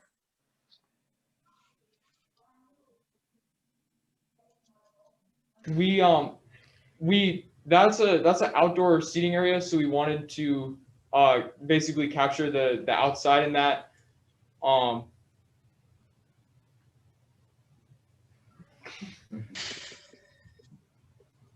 Is it freezing on my part? I think they froze up for a second. You want to finish your response, Creekside? Oh, I'm sorry. So we had a so for the spiral staircase, it's an outside area, and so it's outside seating, and we decided that because we do have a bar area that's similar inside the home, and then we have that outdoor area. So if it is weather that you wouldn't want to sit outside in, there is indoor eating space as well. Perfect. Well, thank you. Good job. Great job, you guys. I guess my fallback question is always, what did you think was the most difficult challenge you came up against related to the design and the construction of this during this RFP process? It was difficult to fit because the RFP required essential spaces within the house, spaces that were required, and so it wasn't difficult, but it was challenging to think creatively and incorporate all these spaces within the limited square footage, and then also to fit all of this inside a budget constraint. I know our financial Charles, our budget guy, worked very hard to fit everything that we wanted inside the budget, and then we had Ainsley doing custom systems on Inventor to fit all of our spaces sort of in 1 or 2 larger spaces. What was your favorite part of when you were finished with it, you guys looked at it and said that's exactly what we wanted? What was your favorite part? I'll speak to that. Okay. I think honestly my favorite part was seeing everyone come together and actually do things, like if we needed to bounce ideas off each other. So we were constantly looking at time because we originally were very high on time. So finding ways to reduce time while also maintaining all the information we needed was actually very pleasing to see. I think one of the best ideas of the actual house came from Ainsley and with the actual building of Inventor designs and implementing that second sleeping space and the desk space coming with that wall, with the wall part she built. Well, good job. Thanks again. I know everyone's pulling out all the stops to think through a different type of layout for 400 square feet. I think I'm getting some good ideas, so thank you. All right, thank you guys. Awesome. Great job, Creekside team number 2. So our next presentation is going to begin at 10:39. So it's about 4 minutes from now. Just as we have a couple minutes here before the next team presents, I wanted to offer a little more insight to those that aren't familiar with how this program is run. I'm going to share, so you've heard the students mention the RFP. So for those that aren't in the industry, RFP is a request for proposals. So each year, as part of our local ACE Mentor program, typically the board of directors and the education committee, this year is led by Fred DeWitt, who you will hear from later on during our program, creates the RFP, and we distribute that RFP to the student teams. Sometimes there's multiple options to select from. This year, because we knew we were going to be doing a virtual program, we attempted to simplify it, make it something that the students were more comfortable with the tiny home, and with everybody having a home, and not a lot more complicated manufacturing facility, which you'll hear from the national team a little bit later about a manufacturing facility. But this was a tiny home RFP, and this is just what it looks like. They are presented background about what a tiny home is, and they were asked to respond to several questions as part of their presentations, problems and challenges. Talk about your design process and your approach.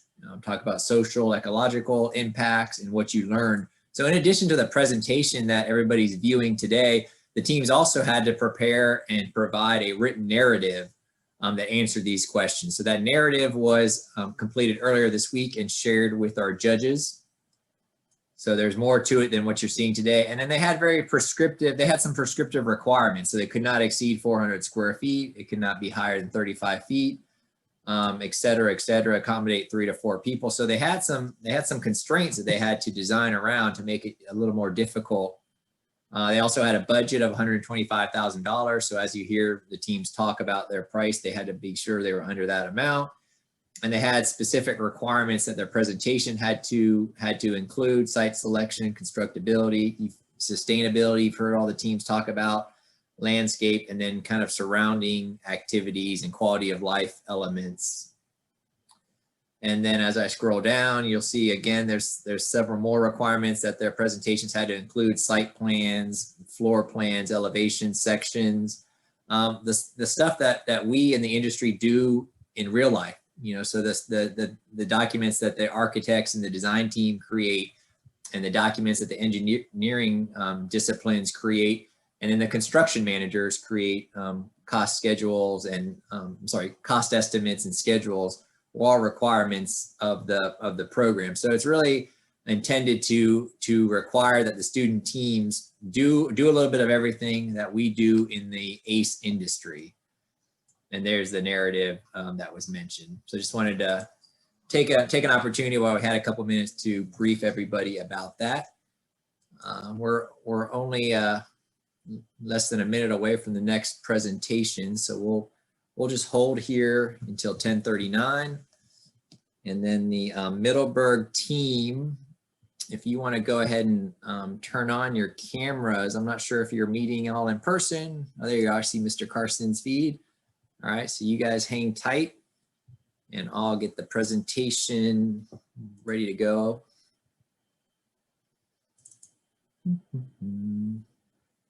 Number 6, cruising along here.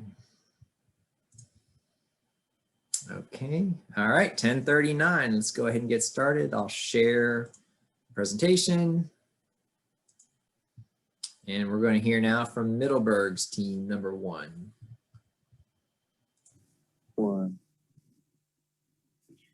Good morning. We are the Middle Builders, and today we are going to be showing you the tiny home that we were tasked to create under 400 square feet and under a budget of $125,000. So to introduce ourselves, my name is Cameron Wright. I'm the project architect. I have certified in AutoCAD, Revit, and Inventor. Hi, I am Connor Tyson. I'm an architectural designer. I've certified in AutoCAD and Revit, and we had our electrical engineer who helped us during this project named Daniel Lee, who is certified in AutoCAD. The site location is located at 1460 River Lane, Grave Cone Springs in Florida, with a population of 8,577.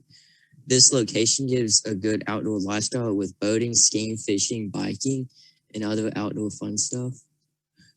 This is an image of the bike trail that's across the bridge. This is an image of the marina. This is an image of the dock. This is an image of the marina parking lot. On the site, this is facing north. This is facing south. This is facing northwest, and this is facing northeast. This is facing south behind the house. This is the site analysis, with the red highlighting being residential, the green being commercial, the yellow circles being the sun path, the stars being the points of interest, with the black creek, park and trail across the bridge, a marina and boat ramp, a camp park right there. This is where the site is. There is the purple is the good views going in. The green is the good views going out. The red is the bad views going out. The flood zones, the site is not located on a flood zone, which makes it so it does not have to be on stilts. Tiny houses are smaller and have less carbon footprint than a bigger home. This makes them more environmentally friendly. Also, being smaller, they're cheaper to build and run. They also are quicker to build, and there's less time waiting for the house to be completed. They have faster installation and have solar capability, small carbon footprint. So starting off with the bottom floor, when you first walk up, there's going to be a front deck. Walking into the doors to the left is the staircase. Right in front of you is the dining areas. With the left, the bathroom with the shower and sink in a separate room from the toilet. And then right next is the bunk closet. To the right is going to be the kitchen and the living area. When you walk up the stairs, you're going to come into the loft area. We put a queen bed, but it has more capabilities of furniture. Between the queen bed and the staircase is a privacy wall that separates the bed from the window so that you don't have to worry about anything watching you while you're sleeping. And then right here where the loft separates from the overlook into the bottom floor of the house, there is a railing, but there are capabilities of another privacy wall. Looking at the roof plan, the roof has a slope of 8 degrees that goes to the south side of the house, so all rainwater will drain on the south side. And then the roof also has an overhang of 10 inches. Looking at the exterior elevations, this in the top left corner is the north view. This is what you're first going to see when you drive or walk up to the house. In the top right corner is the west view. Bottom left corner is the east view. And then the bottom right corner is the south view. This is the back of the house. Looking at the building sections, like you cut the house right in half. This is the section that faces north. Here you're going to see the living area with the bathroom and the staircase behind. And then here is also the privacy wall that separates the staircase and the loft. Up here facing south in the right corner, you're going to see the loft with a better view of the overhang along with the dining and the bathroom and the bunks. Down in the bottom left corner is where you're going to see the staircase that leads up to the loft, also the bathroom, laundry, and the bunks. And then facing west, you can see the railing that leads down into the house, and then also parts of the ground floor. Looking at the living room, the plywood that covers the columns, the metal columns that hold up the roof, has a light laminate finish. The railings are reclaimed wood. The exterior walls are painted white, white insulated metal panels. The plywood that covers the bunk closet, the bathroom, and the privacy wall has a dark laminate finish. The flooring on the ground and the loft has a laminate wood finish. All windows have a heat-reducing tint, and all of the furniture in the house is custom. There's more reclaimed wood railing, more of the plywood that covers the metal columns, more laminate wood finish, the plywood with the dark laminate finish, the IMP, and also there's a insulated metal panel roof with a ceiling that is painted gray, and also a queen bed that has storage space underneath, also custom. This is going to be your structure of the house. The roof as you can see, insulated metal panel that is supported by a steel structure. The steel structure is 6-inch wide flange columns that support the roof along with the loft that is held up by 6-inch wide flange beams. Looking at the foundation, it is a concrete foundation slab on grade. And then also talking about the windows, not including the curtain wall windows. This right here in the bottom right corner is going to be the makeup of the frame of the windows. So going into the wall sections, the exterior wall is the interior metal panel walls, 4 inches thick. The interior metal panel walls are also recessed 1.5 inches for waterproofing and sit on top of the concrete foundation.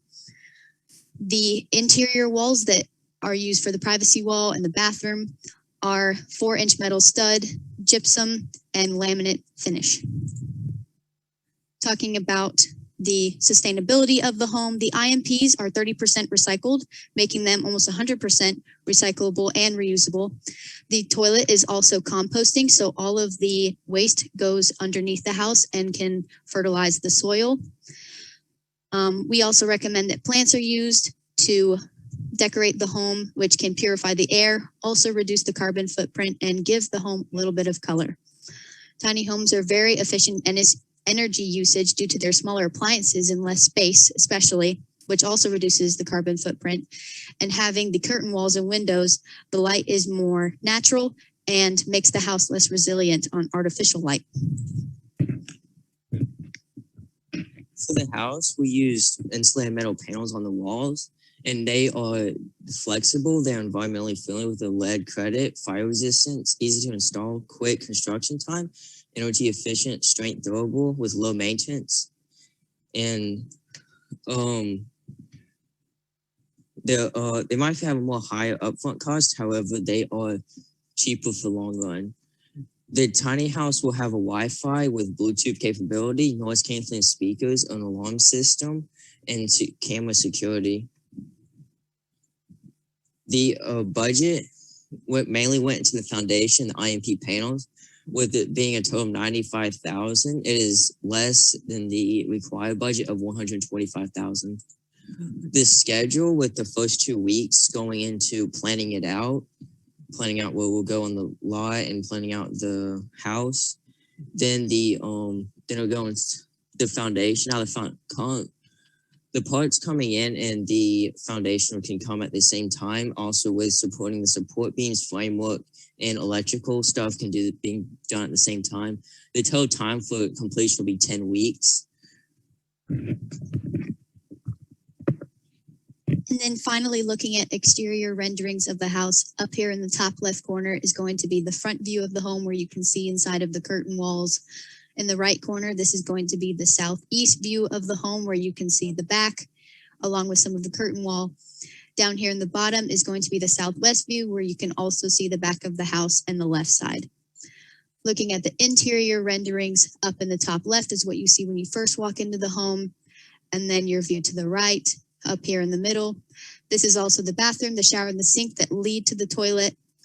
And then going further into the home, looking at the loft, this is going to be your view of the open floor plan. Up in the loft, this is going to be your view of the large windows. And then down, looking at the bottom floor from the overlook. Thank you so much for watching our presentation, and we are now open for questioning. All right, another great performance, awesome drawings. Mr. Carson's classroom, looks like you guys are off mute. Great. So turn it back over to our illustrious panel of judges. Hey, Samantha, you want to start? Sure. Good job, guys. I really enjoy the large windows. I think that's the best part. That kind of won my heart over. And I think good job with the loft and looking over into the tall ceiling for the living room. I think that's definitely a way to have a small square footage, but make it feel very, very spacious. Also enjoyed all of the renders and the site photos of what we're going to be looking at. But you guys obviously had a small team. Did you guys want to elaborate on your experience of taking on all of those roles? Oh, I think you're on mute. Nope. Looks like they're not muted, but we cannot hear you if you guys. that better? Yes. Okay. It was definitely a challenge. Originally, we actually had 4 members, but they had to stop because of sports. It was definitely a challenge. We each took on very large roles in the project, but we all persevered, and I feel that it's more productive to have a smaller number of people because it's easier to come together and manage the whole project. And I love these guys. I've gotten really close with them throughout this project, and I think that it was very beneficial.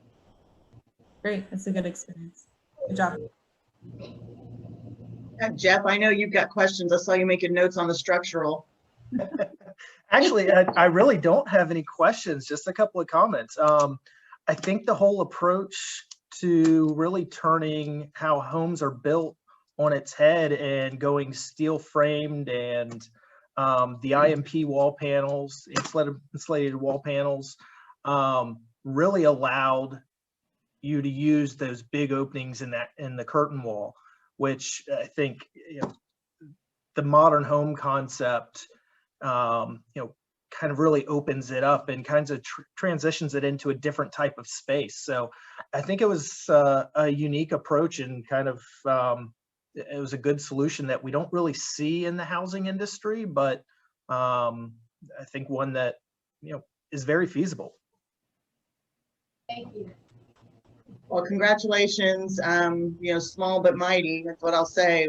I made a note. Your details were exceptional, and I really appreciate that. I can envision that project, and I agree with Jeff. I like industrial look, so I like the format. Bringing in some commercial pieces and really thinking outside the box and how you were building a 400 square foot box.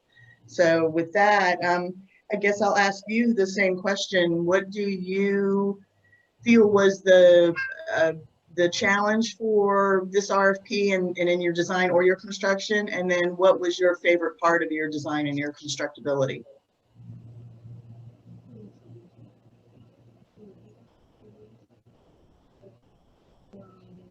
Nope. Did we lose them?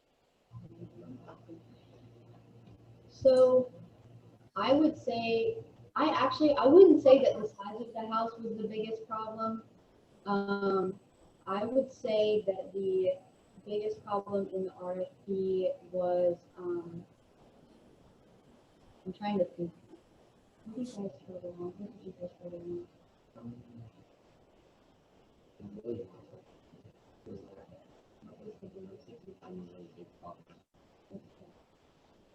We didn't really have any large issues with it. It was just the things like finding what to build with and having to deal with the small square footage. Yeah, I would say that making sure that the components of the home, like the composting toilet, the insulated metal panels, that they were all innovative and beneficial to the environment. What's your favorite part of your house? Personally, my favorite part is actually the large windows. I love that they allow so much sunlight into the home. And actually, I based the tiny home off of, I mainly designed the home. I based it off of what I would want my home to look like. I thought that the large windows that allowed sunlight into the open floor plan really maximized the space. That's why I didn't have as much problem with the square footage, is because I thought that the layout of the home and the open plan just made it seem so much more bigger than it was. The home is actually 369 square feet, so it's not even 400. Great. That's all I have. Thank you so much and congratulations. Thank Jeff you. or Sam, are you good? I'm good. Thanks, guys. All right, moving right along. Appreciate it, everybody. 10:54. The next team is going to be the second team from Bishop Kenny High School. They're going to take the stage at 10:58. So we've got about a 4-minute break. I'm going to go ahead and go off camera and mute and display our sponsor slides once again, and then we'll come back in just under 4 minutes. Thank you.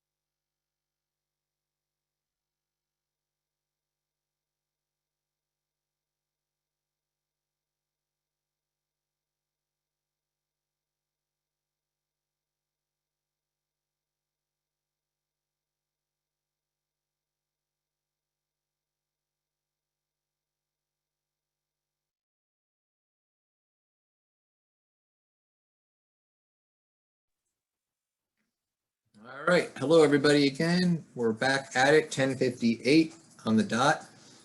Bishop Kenny's second team should be getting queued up, ready to go.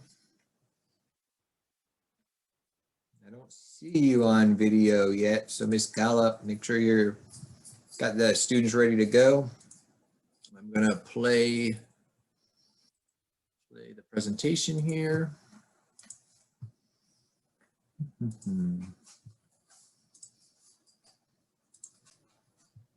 All right, here we go. Good morning. I'm Ryan Spinelli with Orange Tree Team, named after the orange tree found on the site we chose. Over the past 4 months, we have been working on designing a tiny house located at 2552 Highland Street, Jacksonville, Florida. This site is located north of the St. Johns River and west of downtown Jacksonville. With access to city, sewer, and water, this property is located in a residential neighborhood. Onto the floor plan. This home covers a total of 390 square feet of air-conditioned living space, with an exterior deck covering the front and east sides of the home. Going inside the home, an open living space comprising of a combined living and dining room with a kitchen to the far corner from the door.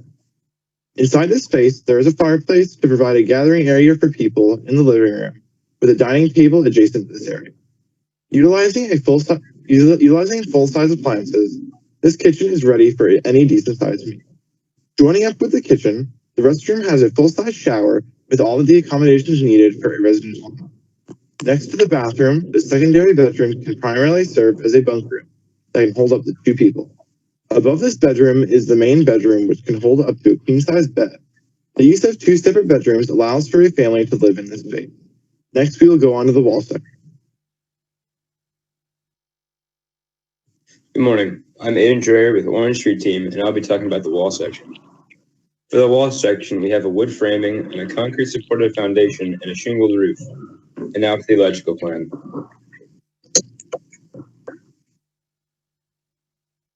On the electrical plan, we wanted to make sure there was enough lighting in addition to the natural light in the house. Additional outlets and utility outlets to make a comfortable living space for a fully functional home of a family of up to 3 to 4 people. Good morning. I'm Bryson Cooper with Tree Team, and I'll be talking about our construction schedule and cost estimate. The first part of our schedule would be the pre-construction, including pulling permits, finalizing plans, and the finance sorted out. This should take around 2 months. The next step is preparing the lot and foundation. This includes clearing out debris, leveling the ground, and pouring the foundation. After the foundation comes the framing and the roof, which should take around a month depending on weather.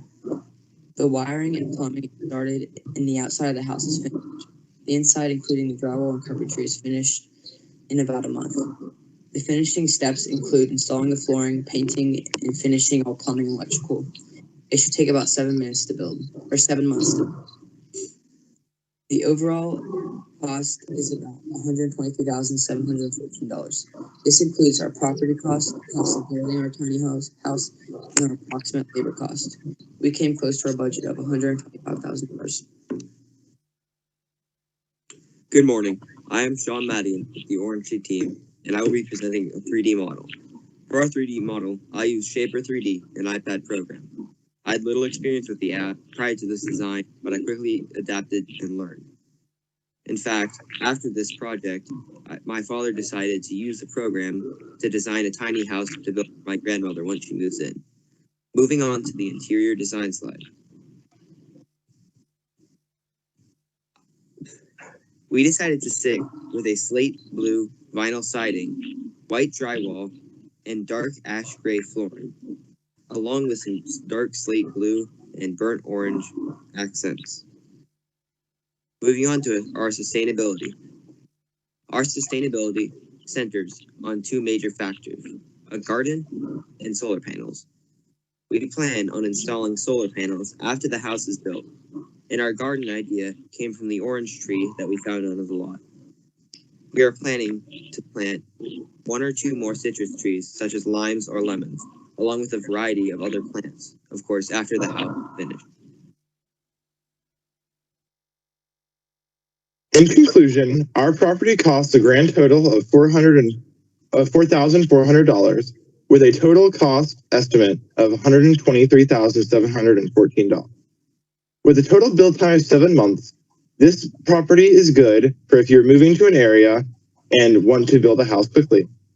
Well, during this process, we all four of us learned the steps in building a home and all the complications that go along with it. Thank you for watching this with us today, and have a good day.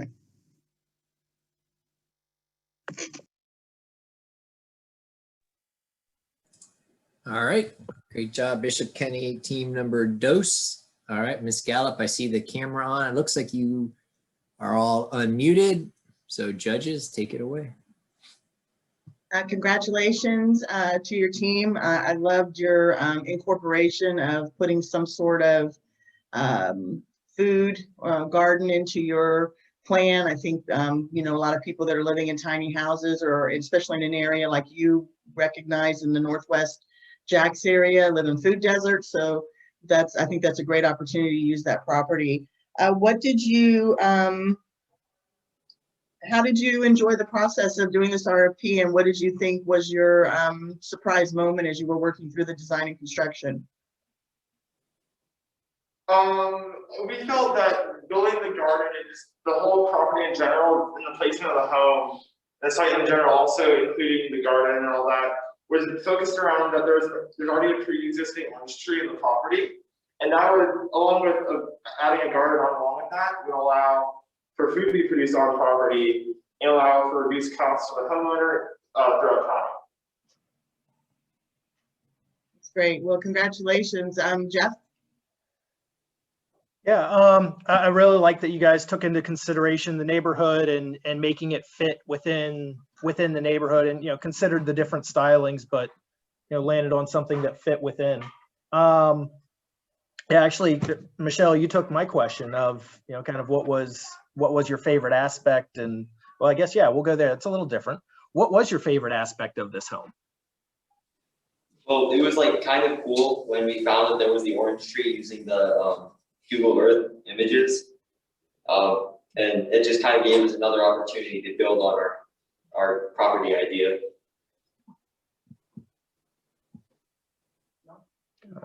Thanks, Sam. Yeah, good job, guys. My question is, based on architectural style, how did your design fit into the existing context? Our traditional design for our home fit in the context of the neighborhood surrounding it, with the siding on the houses around this neighborhood, and also kind of the sides also kind of blended in with the homes while giving it a unique aspect, but also not making it have such a stark difference from the other homes. Great. I also enjoyed you guys designed your whole firm based on the orange tree. That was fun. Good job. Thank you. Thank you. Congratulations. Thank you. All right, great work again, Bishop Kenny. We've got 3 more presentations to go. We're going to, I'm going to hold the times because I think some people are joining at specific times to, you know, view their family's presentation. So we're gonna stick to the schedule. The next presentation is going to be from the homeschool team, and it's going to begin at 11:17, to be followed by Creekside's final presentation at 11:36, and then the Bishop Kenny's final team presentation at 11:55. And then after that, for those of you that can still remain, we'll begin our more formal program, where we will recognize the participants from this year, look at some of the achievements, thank our sponsors and team leaders at the various school locations. So I hope that you can join us beginning at about 12:15 or so for the full program. So we'll go ahead and go on a little bit of a pause again, and we'll regroup in 10 minutes now. So extended break if you need to do something. We'll regroup at 11:17. Thank you.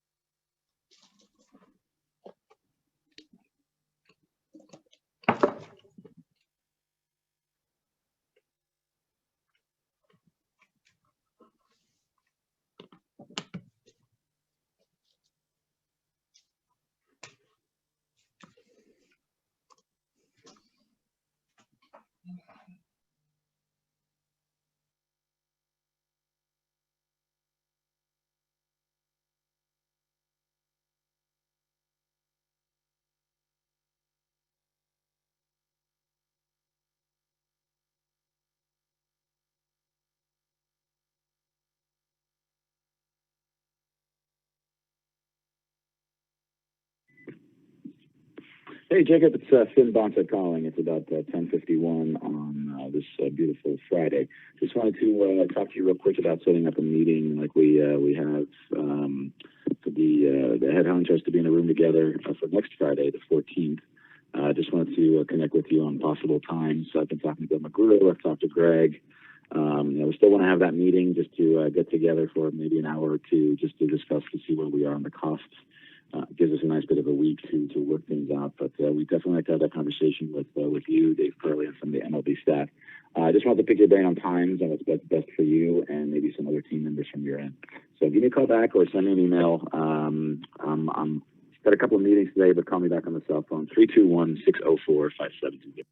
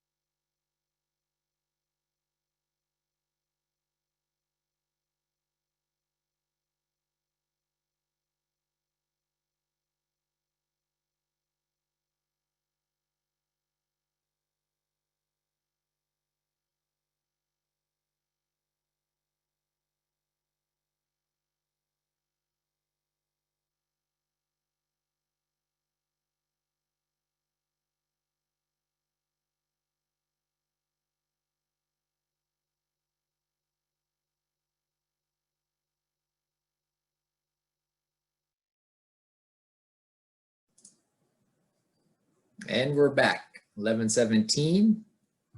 Let me admit Wayne into the room here. Okay, 11:17 on the dot. Let me stop the slideshow. We're going to resume with the presentation from the homeschool team.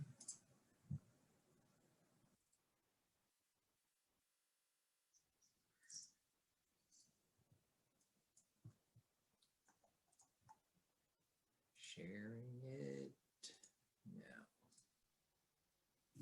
Hello, my name is Isaac Ernst, and I am the construction and project manager for the ACE 2020 to 2021 homeschool group. Before we started designing, we asked ourselves what type of person would want to live in a tiny home. We figured it was someone who is minimalistic, loved nature, and appreciates the little things, which is why we chose to build our tiny home on this 1.35 acre plot as seen here. The property is located at the southern end of St. Johns County and is zoned open rural. The plot's purchase price was listed at $17,900, but appraised at $13,000, so we offered $16,900 for it. It is on a paved road that has an elevation of 10 feet above sea level and has a creek adjacent to it as seen in the picture. The home itself will be put in the center of the cleared area, which is outlined by the blue lines. The red dot is where an 80-foot deep potable well and softener system will be placed. The septic system will be in front of the house so that it will be adequately spaced from the well. For the road, we are going to be installing a gravel driveway, and we'll be using a concrete apron within the right-of-way line to connect it up to the main road. And now on to Aaron for the architecture. Hi, I am Aaron Sacco. I am in 9th grade and I am the architect. So the main thing we wanted for the house was to have a modern appeal to potential buyers. The dark wood, as depicted in the image, will be IPE. The white wood will be painted and we will have a black brick outline. As you can see, we have a roof porch. We wanted to include this because it can be used for both entertainment and a regular porch without taking unnecessary space on the property. On the next slide, you will see that we have many windows or doors with windows so we can have lots of natural light. By having the natural light, the house will be well lit throughout the day.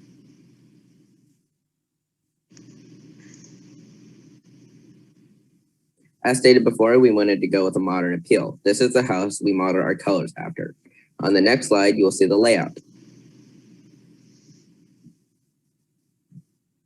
Now, in the top right, there is a futon that doubles as a bed so it can sleep another person. In the middle, we have a kitchen, which will be discussed more later by the interior designer. In the bottom left, we have a bedroom with a lifting bed. This will also be discussed more in more depth by the interior designer. The bathroom is just a generic bathroom with a shower, toilet, and sink. The house itself is 398 square feet.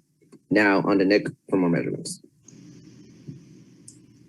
Hi, my name is Nick Clark, and I am the structural engineer.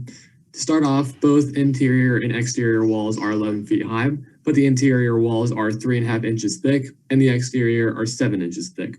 We will be using 2x6 wooden studs that are 11 feet high and are separated 16 inches from center. We will also be using 30-foot by 3.5 inch by 15 inch insulation rolls. On the next slide, you'll see a 3D rendering of the house. Wall A holds a 7-foot by 3-foot door and a 5-foot by 5-foot window. Wall B contains two 6-foot 6 inch by 5-foot 9 inch windows. This wall also has a 2-foot by 2-foot window under the stairs for the bathroom. The stairs on wall B cover 2 feet 3, 15, 16 inches on the ground, and the actual stairs cover a distance of 19 feet 4, 49, 50 inches. Wall D includes one 5-foot by 5-foot window. Wall E has a 7-foot by 3-foot door, and wall F has a 4-foot by 3-foot window. The width of the porch connected to walls E, F, and A are 4 foot 4, 13, 16 inches, and the width of the porch connected to wall B is 5 feet. Now, further up the house, we will be using T111 boards for the porch ceiling, and we will also be using 76-foot, 8.5 inch boards for the rest of the ceiling, including 1/2 inch drywall. We will be using 2-foot trusses with 3/4 inch plywood on top of them. We'll also be using blown-in insulation for the ceiling. Outside, we'll be using 2x6 wooden studs that are 6 feet by 6 foot square and are 13 feet high. There will be no insulation for the interior walls. And now lastly, under the house, we'll be using a concrete slab. It will be 12 inches underground and 2 feet above ground. And now back to Isaac. For the electrical components, we chose Decora style devices and trim. Here are the outlets we decided to use. And in the next slide, here are the switches and recessed lighting. For the exterior, we have a floodlight as seen in the left image and solar lights as seen in the middle image that will line the driveway and be used around the patio, sidewalk, and garden. These lights here will be used as mood lighting and be wrapped around the railings, on the roof, and stairs. For the landscaping, we'll be using an Acer Japonicum as seen in the top right, a black locust, seen in the bottom right, a honey locust, and a snippet lime wigelia, as seen in the top middle. Our garden will be elevated and be in wooden boxes on the southern side of the house so it receives the best sunlight. The grass we are using will be centipede grass that is native to Florida and very low maintenance. Now onto the interior with Whit. Hello, my name is Whit Feldtau, and I'm the interior designer for the ACE 2020-2021 Tiny Home Project. Here at the top, we have a rising queen size bed that effectively causes the bedroom to double as an office space, as well as additional furniture to help it complete this task more effectively. On this slide, we have a bathroom design. We decided to go with the darker tones to help contrast the white and earthy shades seen throughout the rest of the house. Here, we have some of the earthy tones previously mentioned as seen in the chair in the bottom right, the coffee table in the bottom left, and when paired with the futon seen above, this small area becomes very livable for multiple people. Here's the kitchen. With plenty of cabinetry, a full-size fridge, stove, oven, and sink, functionality is not sacrificed in the name of space. Paired with the island for dining, this area is very functional. Here's what the kitchen was loosely based off of. We elected to include this slide to show what textures and colors we like with the design showed prior. In the hallway area, we have a fold-out dining table as seen in the bottom right and a stacked washer-dryer combo to help save space. Here, we have an 8-bladed fan for the living room area, as well as a modern lighting fixture and a 4-bladed offset fan for the bedroom. Here is a depiction of the schedule. It is very aggressive and idealistic. It does not include delays that might occur for permitting approvals, weather, material delivery, or manpower shortages. We estimate the cost to be $124,470, including the land purchase. The actual cost of construction is $105,105, or $264 per square foot of building area. We hope you enjoyed our presentation. We can't wait to work with you on this. And are there any questions?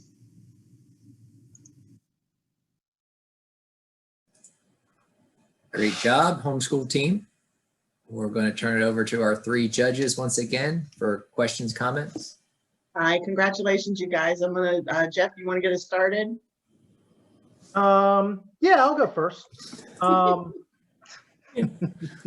No, great job. I love the modern concept, and the rooftop. Yeah, that's utilize the entire bit of the roof to really kind of bring that outdoor space. So I think that was a good feature.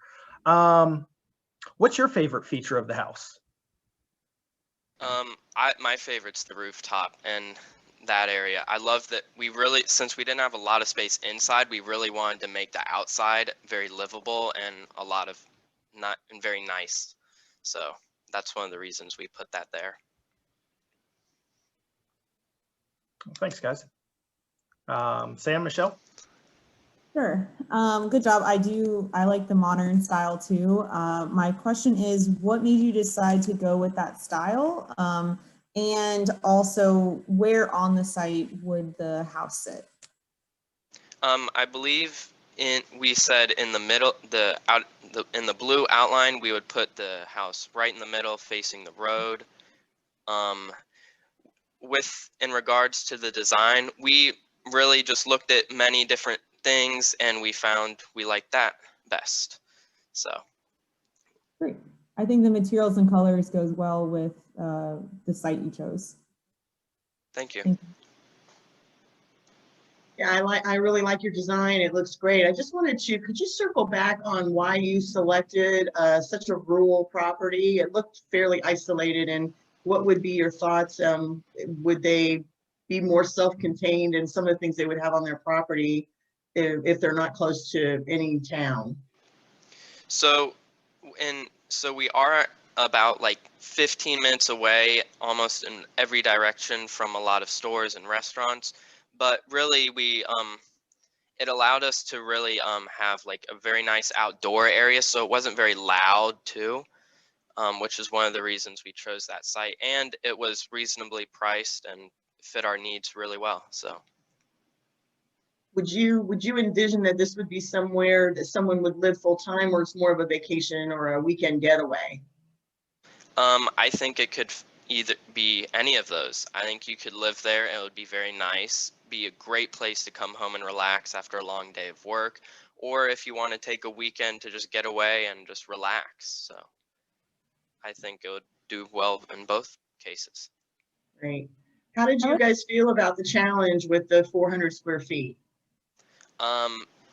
It definitely was not easy. We went back and forth on deciding whether we wanted a loft or what we wanted to maximize the space, which is really one of the reasons we wanted to really develop the outside, especially on the roof, so that it didn't make it feel as small as it was. So, Right. and Sam, did you it have was something? definitely hard. So. I was going to add to the rural site. It could, when all that outdoor space that you guys created could be really good for stargazing. You could probably add that to your proposal. Agree. Any other questions? Hey, Jacob, we got it. Congratulations, you guys. Yeah, Thank you so much. Yep, thank you, judges, and yeah, congratulations to the homeschool team. Tracking along here, the next presentation is going to be from Creekside at 11:36, so we've got just under 7 minutes. So if that team wants to prepare, we'll see you again at 11:36.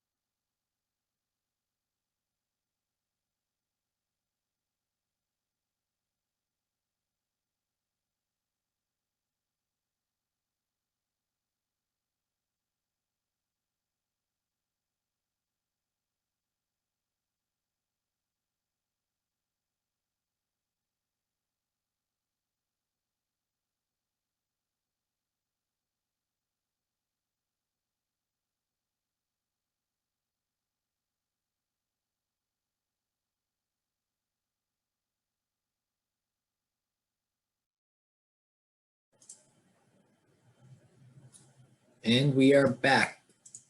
2 more people joining. 11:36 on the clock. We're going to turn it over to the final Creekside team.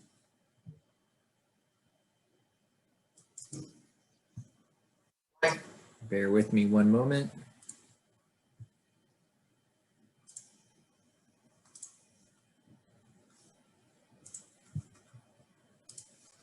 All right, here we go. Go tiny. The RFP stated to design a tiny house for a reason. We believe that the reasons for the creation of tiny houses are for a more compact structure, for a more environmentally friendly design, and for a lower cost. We understand what the RFP wants, and we have created a design to meet and surpass its expectations.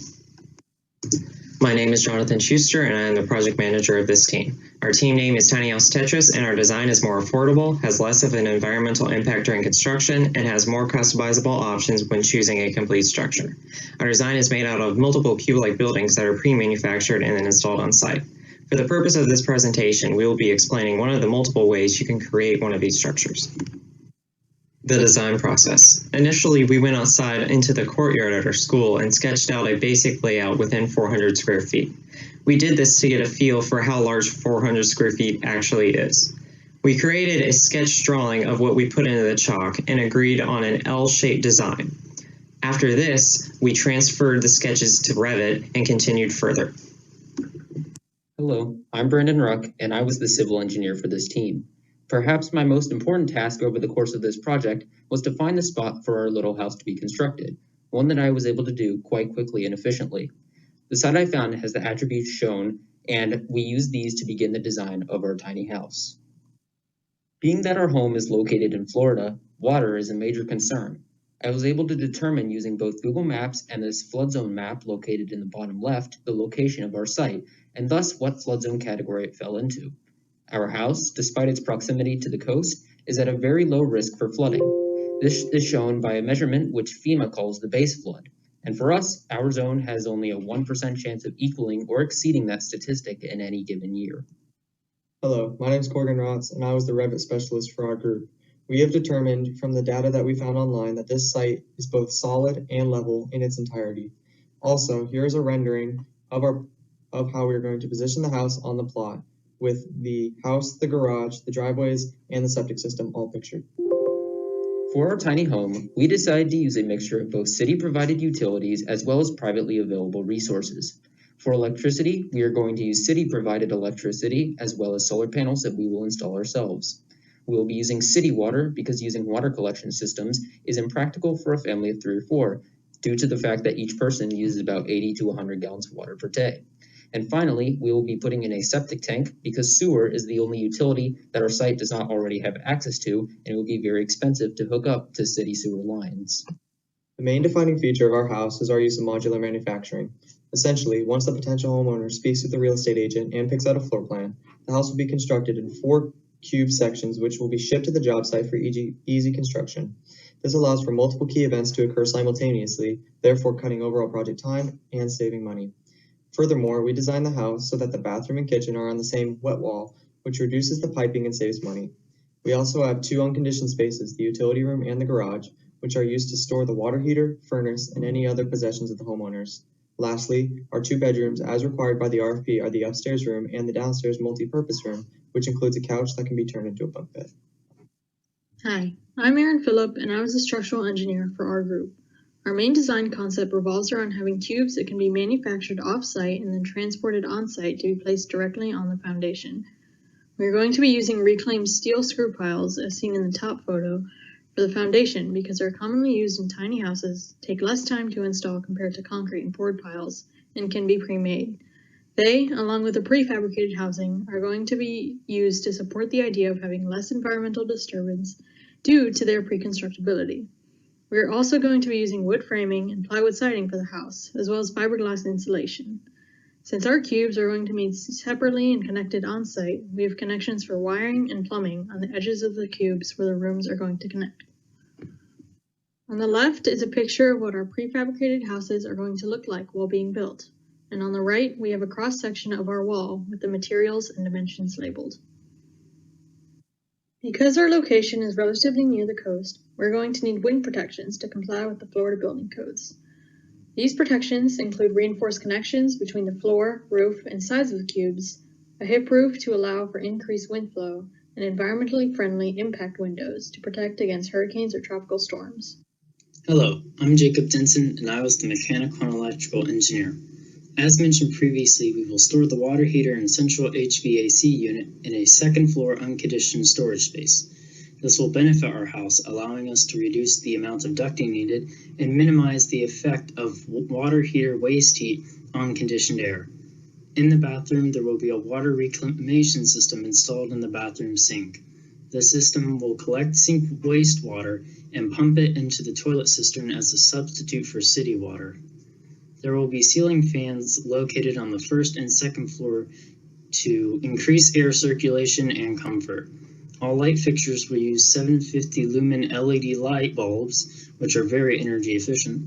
Finally, there will be solar panels attached to the house and garage roof at the optimal angle for the best sun coverage. All the energy produced will first be fed into a battery array system for use in power outages before feeding into the house's main power system, allowing the homeowner to reduce power consumption from the grid and thus reduce their electricity bill. Hello, my name is Tyler Goncalves, and my focus was on the interior and exterior design and also the landscaping for our tiny house. When choosing materials for our house, I centered around sustainability first and cost second, so our house will be constructed almost entirely from renewable materials. For example, a majority of our interior walls and cabinets are made from reclaimed wood, and we're using different types of recycled glass, both as a background trim for our kitchen and as a realistic alternative to stone countertops. I also wanted to think outside the box as much as possible to really set our tiny house apart from the rest. This includes our main flooring being made of renewable cork, and even adding some reclaimed coconut shells into our bathroom design for some extra style. We'll also be utilizing foldable furniture in our house, such as couches that turn into beds and chairs and tables that come out of the walls to really maximize the space given to us. And one part of our exterior design that I wanted to bring up was our covered mini porch area at the front of our house. You probably saw it in the Revit model, and I also included a picture here at the top of our slide just to better conceptualize what the design that we're going for is. For our landscape design, our site ended up being fairly forested, but this actually helps us in the sense that for every tree we remove, we get to use its reclaimed wood for the construction of our tiny house. However, we do want to make a point to keep as many trees on the site as possible to help with our more nature-centric backyard. Two major parts of our landscape design is our shaded backyard seating area that will be surrounded by a combination of our existing trees and a wonderful garden that our homeowners can cultivate however they would like. Additionally, the second floor balcony will be renovated into a beautiful walk-in garden area that we think you'll really love. Hi, my name is Kaylin Damon, and I oversaw the sustainability aspect for our project. I use LEED to guide my decisions and what to include in our tiny house, and the main points our tiny house includes are water efficiency, location, and energy. For water efficiency, we'll be using a rain barrel to collect water that will be put into an irrigation system for the garden. Our tiny house also has an indoor water reclamation system, and by using an alternative water source, our tiny house gains points in the water efficiency category. For location, our site has a low flood risk, which meets a prerequisite for floodplain avoidance, and our tiny house uses solar panels and energy-efficient windows, which will help it gain points in the energy and atmosphere category. Our innovative pre-manufactured cubes reduce waste caused by on-site building, and our tiny house uses sustainable materials throughout. Our tiny house also has a garden roof, which will allow the homeowners to plant their own foods without the use of damaging chemicals. Hello, my name is Lauren Castillo. I oversaw cost estimating and scheduling for our group. Our idea of modular manufacturing allows us to reduce the overall labor cost by 25%, saving the potential customer money. The overall cost projection is $116,812, which includes the garage and full furnishing while still being about $9,000 under the RFP designated budget of $125,000. The projected timeline to complete the house is 2 months. I have highlighted the critical tasks in red. Since we are pre-manufacturing the cubes in an off-site facility, we can be clearing the land and acquiring permits while building the basic framing of the house, which reduces the necessary amount of time spent on the project. The factory further benefits because there is a reduced chance of the weather impacting the speed of production. Tiny House Tetris is more affordable with its modular design since it can be manufactured off-site and then installed on-site. The modular variability allows for more customization by the homeowner. Finally, the sustainability aspects promote a small ecological footprint for the owners, All these aspects are just additions to the parts of our design that follows the RFP. Looking back on our design and progression through the project, at the beginning we had multiple layouts, but decided that the L-shaped layout would be the best to represent our design intent. We realized that through this project, we learned how to more efficiently divide tasks among each other, all improving our teamwork skills. One of the things we could have improved on was keeping up with our narrative every single week. Nonetheless, we are very proud of the work we have done.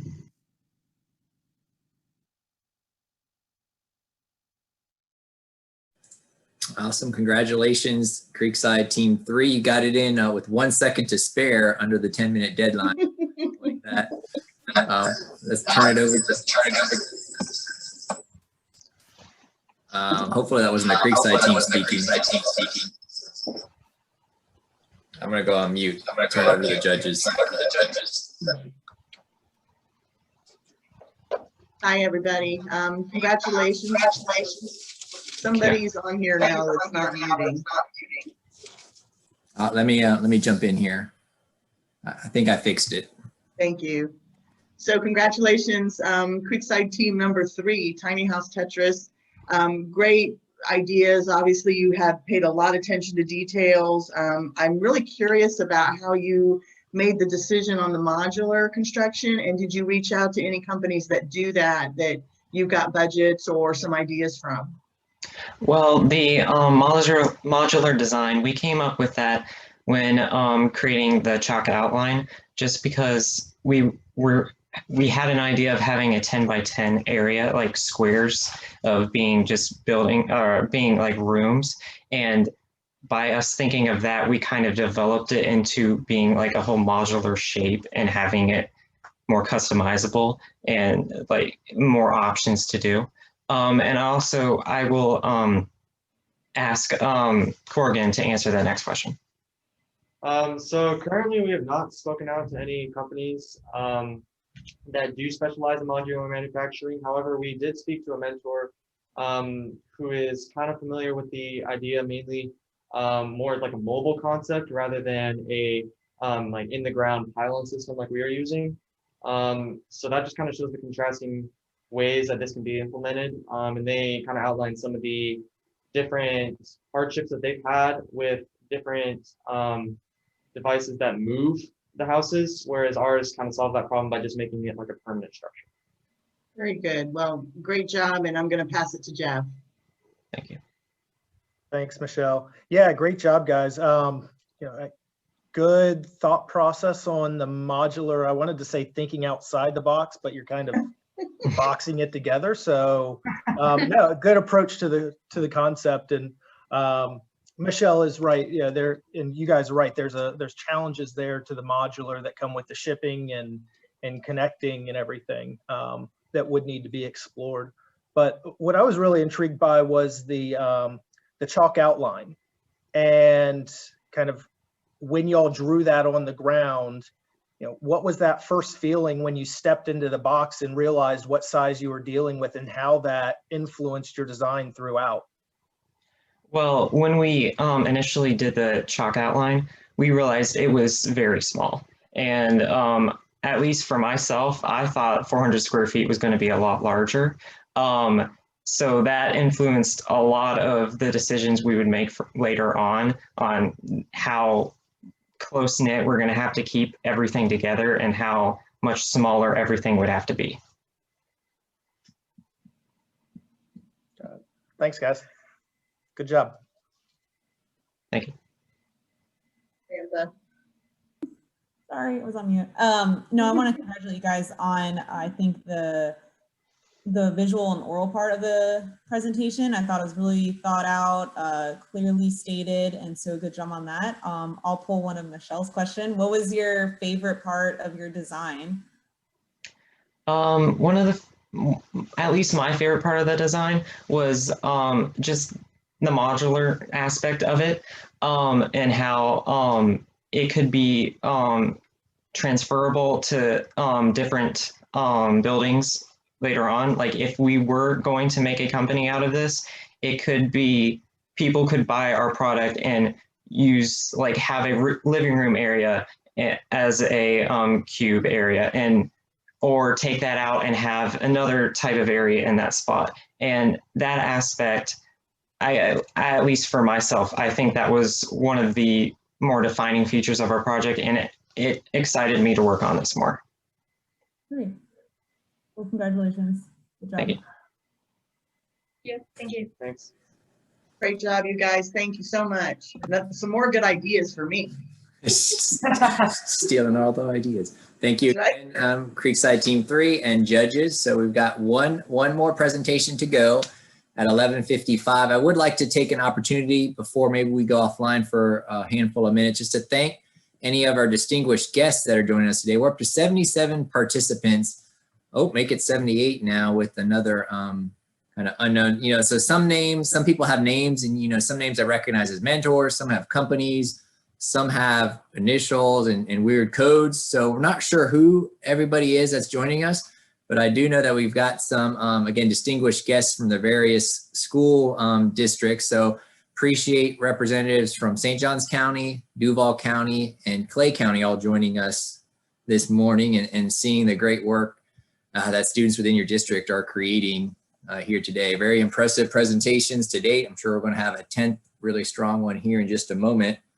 So we'll take a less than 3-minute pause. If the Bishop Kenny team could assemble and get ready to go, we'll start your presentation at 11:55.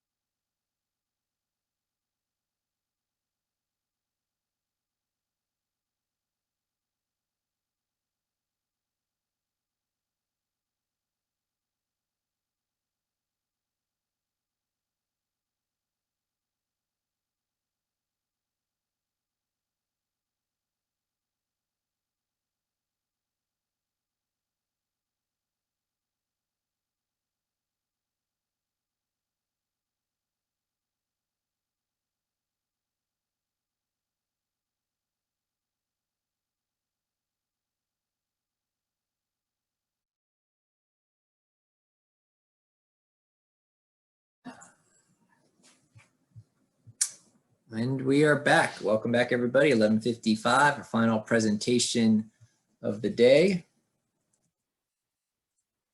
Bishop Kenny, team number 3. One moment.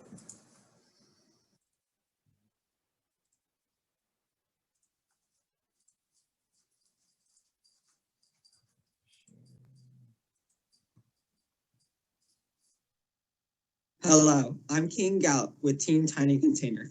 And this is our presentation of our shipping container tiny home.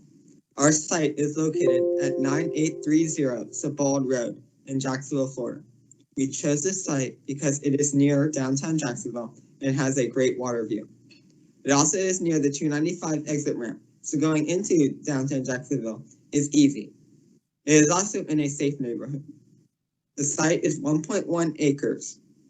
The soil is fine sand, and close to the street, there is a fault line, about 100 feet from the road. Because of this, we built our home close to the road, which also allowed for a shorter driveway. Hello, I'm T. Shanning, the architect and interior designer for our project. And what is interesting about our design is that we decided to use shipping containers as our tiny home shell because there are 17 million shipping containers and only 6 million are in use. This is an extreme waste of material, and we decided to combat this by incorporating them into our design. Our floor plan also looks a little different. We decided to separate the containers to allow for a better use of space because when they were attached, the doorways took up a large amount of space, and so separating them made the design more efficient. We have the main bedroom, bathroom, and laundry room in the west container, and the bunk bed, kitchen, living, office, and inside dining in the east container. We also have a roll-up glass door next to the couch, which opens up the space and brings in the outdoors in. This feature is especially nice when entertaining guests. Our decking is our main part of our house, and we have the main dining outside to enjoy the beautiful weather and beautiful views. We also have a flower boxes surrounding the deck for a herb garden and a privacy plant wall for the part of the deck facing the street. Here's a 3D version of our overall design. Unfortunately, our school does not have any programming classes or access to SketchUp or Revit, so I found this modeling app, Shipper 3D, to create these sketches. Again, we do not have a lot of access to software, so these elevations are just done on my iPad on Pages. Here we have some typical wall sections for shipping containers that have been converted to tiny homes. It includes what our walls would look like, the container shells, the studs, the insulation, vapor barrier, and drywall. Hi, I'm Sean Patrick Morsey. I am the structural and electrical engineer of our team. Here we have a 3D modeling of our deck that I used in Shaper 3D. When building the deck for our tiny home, we will use pressure-treated cedar wood to keep it from rotting after setting in concrete footings. We can set them 5 feet off center and put one post every 13 feet 3 inches. After the skeleton of our structure is built, we can build off of it and complete the deck. Our tiny home has lights in all of our essential rooms, along with lights on our outdoor patio for nighttime dinners. We also have fans in both of our bedrooms, along with a fan in the kitchen for any heat that may make our residents uncomfortable while cooking. There are duplex receptacle outlets located in the bathroom, kitchen, and bedrooms, along with a 240-volt receptacle in the laundry room. For our interior design, we decided to go with cool, calming colors to really remind you of the outdoors.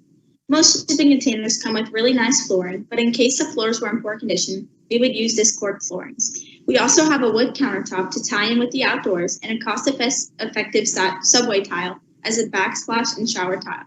We also would include brass containers in our design. Here are some examples of tiny home containers. And again, we see that the doors are at the ends of the containers, which really open up the space. And we also have an example of what the fold-up desk would look like in the living room for the office and dining.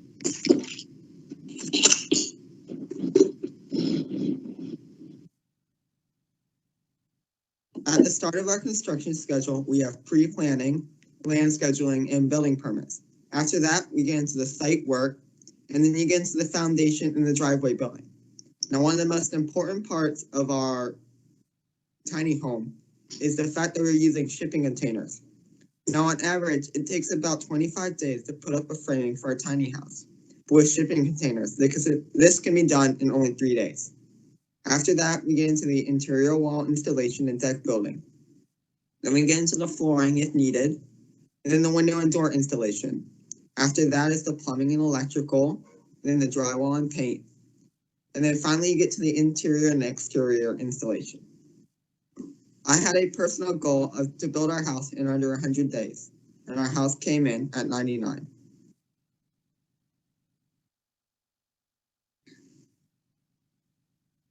One of the biggest cost-saving things that we did was using shipping containers. We used our budget effectively and used low-cost but durable materials to construct it. We wanted to ensure that we had a comfortable, cozy house that was also durable and well built.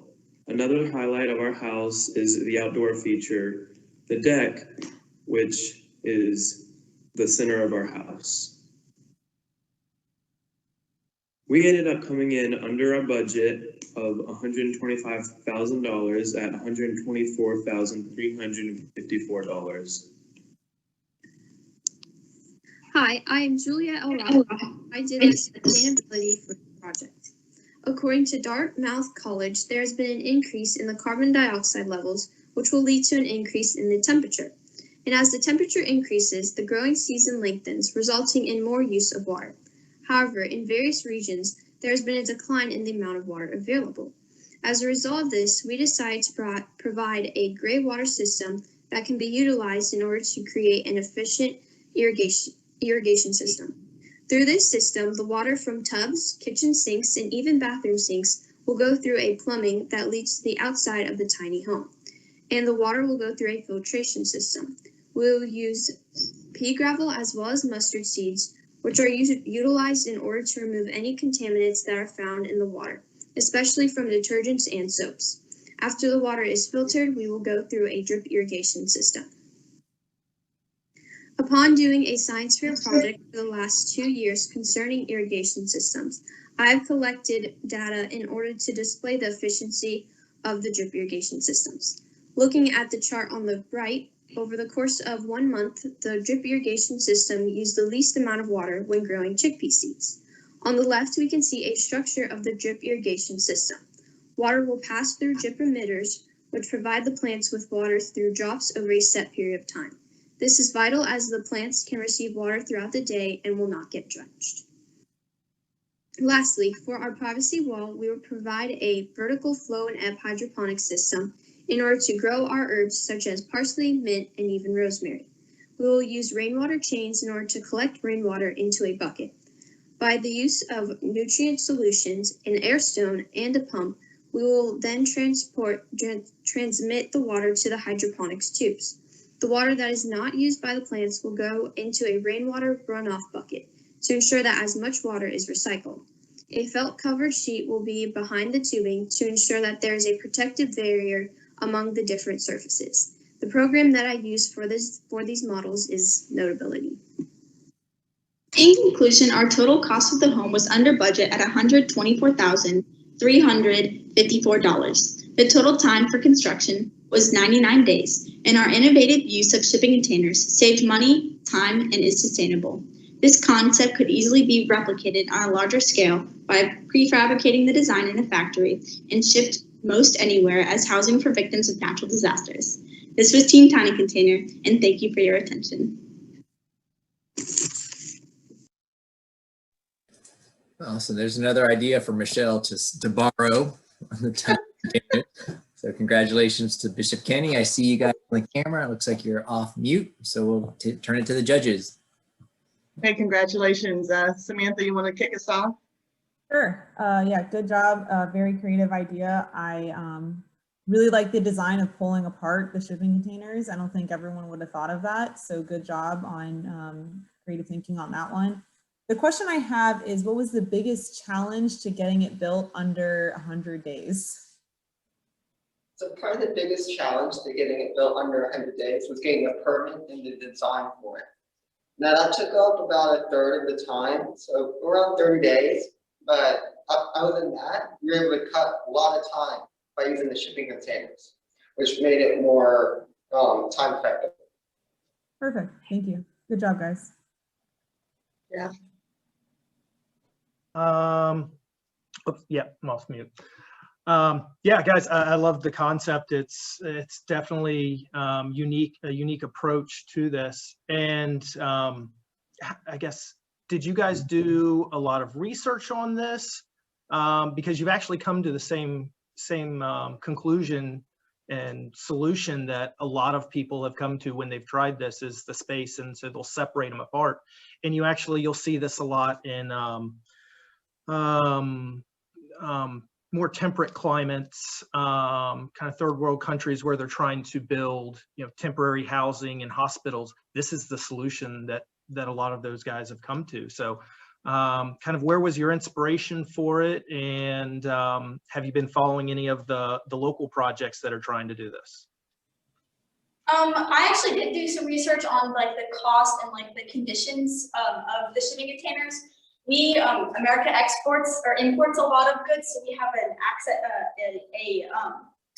we have a lot of shipping containers here, and so there's different types. There's premium, which is a little bit more expensive, and then there's grade A, which is still watertight and has just a little damage and rust, but that's the most cost effective price. So we decided to go with that, which they would be about $2,000 per shipping container for the grade A. And then, yeah, there's been a few shipping containers, kind of houses and projects around. So we definitely drove around Jacksonville, excited to see that they were being utilized. Well, thanks, guys. Very good. So I'll go back to my standard questions then. What was your biggest challenge, or what did you feel was your biggest challenge? And then what is your favorite part of your design on this project? I think the biggest challenge was definitely using the technologies that we had. We had to come up with some other technologies online that we found for free because we don't have a Revit or SketchUp access here. And so we had to find some innovative stuff. And then I personally think the favorite part of the design is the sustainability features that we brought in. Because in the modern world, we're all trying to be a little bit more eco-friendly. So definitely we liked that. Well, let me just say, you mentioned that you had challenges with what access you had to certain programming. You overcame that. I was very impressed with your presentation. So it's great to see you guys just say that we don't have, because we all deal with that every day in our professional lives. We may not have something and we have to figure out a workaround. So congratulations on that. Thank you. Good job. Everybody did a great job. The judges are going to have a really hard time. We're not coming back. We're going to lunch. You guys figure it out. You're not going to come back out of your breakout room. You're Right. going to stay over there. Well, again, thank you very much to the judges. We'll formally introduce you and thank you again when we get into the full program. So kind of housekeeping and time check. It's 12:08, so we've ended a little ahead of schedule. However, I don't want to just jump right into the full program, and cause disruption to folks that may have thought it's going to start at 12:20 per the flyer. So we will take a little bit of a break here and resume at 12:20 to start the full program, lunch program. We're trying to coordinate some lunches as well. I know Creekside got their delivery. I'm not sure about, Lee High School received their pizza order. So we're trying to sort out that things. In the meantime, everybody bear with me. I've got the breakout rooms created. Jeff, Michelle, or Samantha, can you guys confirm, do you have the option to go into the breakout room now, or do I need to do something? I was just looking for that option. I'm not seeing it. Okay, hold on. Let me see what I got to do here. I've made a room called Judging Room. But what, open, okay. I don't like that room. Oh, there we go. There it is. I don't want to. Okay. The room of judgment. No. There you go. I should have called it the Judge's Lounge. I like that better. So I guess just come on back whenever you're done over there. Okay, so we'll go there and then we'll figure out if we just close that out and then come back to you. I think there's usually a button that says leave breakout room, and that'll Okay. get you back in here. And you've got some time, based on the agenda. I don't think we get to the announcement of the winning teams until near 12:35 or something like that. Okay, we'll see you in a little bit then. Thank you all. All right, we're going to go off video and mute, and we'll resume in 10 minutes from now with a robust program that we'll have to move through quickly. We got a lot to talk about, so look forward to seeing all of you over there in just a little bit. Great job to all the presenting teams today. Really proud of the work that you guys have created, and I think you all should be proud of yourselves as well. See you all again shortly.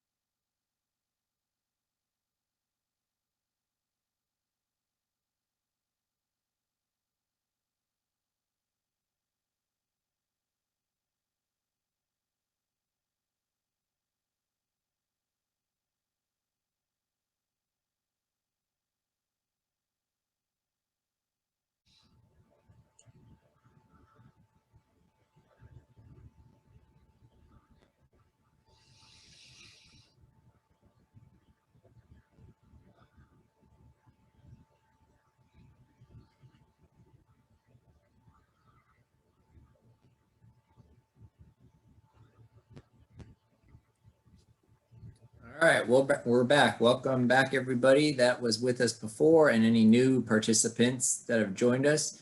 It is now 12:20. Again, we had some great presentations from the 10 student teams earlier, and we're now transitioning into our program for the 2020-2021 ACE Mentor Program of Northeast Florida year-end event.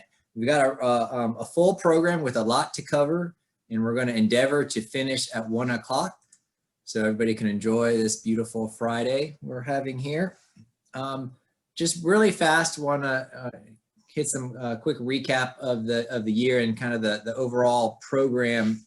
For those that aren't familiar with it, ACE Mentor Program is a nationwide organization that has over 70 affiliates operating around the country that administer the program however they see fit, but with the goal to introduce young people, high school students, to careers in the architecture, construction, and engineering industry.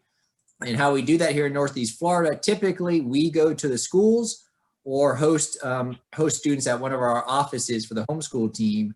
This year, with all the challenges that we've had, we went to a virtual format, which again made things even more challenging and made the program tougher than it typically is. It is a challenging curriculum as students are introduced to a lot of concepts and ideas, and they have a lot to absorb quickly. And then it's just even tougher when you can't meet in person and do it virtually. So I'm very proud of the work that the program's completed. I'm really proud of the work that the students were able to create and that we saw earlier today, and really appreciative of everybody that's involved in the ACE Mentor Program. We were at 6 locations this year. In Clay County, that was Orange Park, Middleburg. In Duval County, we're at Lee High School, Bishop Kenny High School, and the homeschool team. And then in St. Johns County, over at Creekside High School, we we'll talk more about the participation rates in just a second. I want to put a big shout out and thank you to our ACE board. We've got a volunteer board of directors that helps administer the program here in Northeast Florida. And again, we couldn't put on the program without them. Also like to put a special thank you to our end of year committee. You can see Nicole on the screen, Bub Lenore on the screen. We also had Ryan Sitnick, that all of us worked together to put together this program, coordinate food deliveries for the different locations. I think the students participating virtually received gift cards so they could order something to eat now or in the future. So trying to recreate as much as we can of a real event in this virtual world. So that being said, let's go ahead and get started here.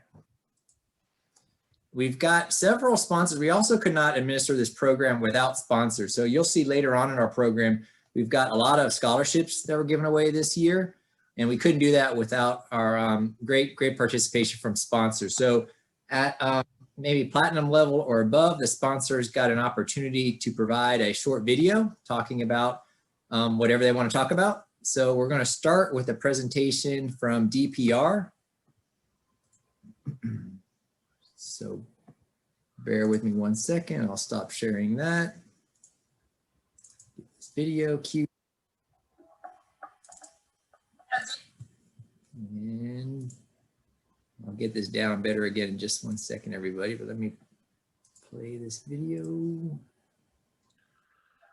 not only committed.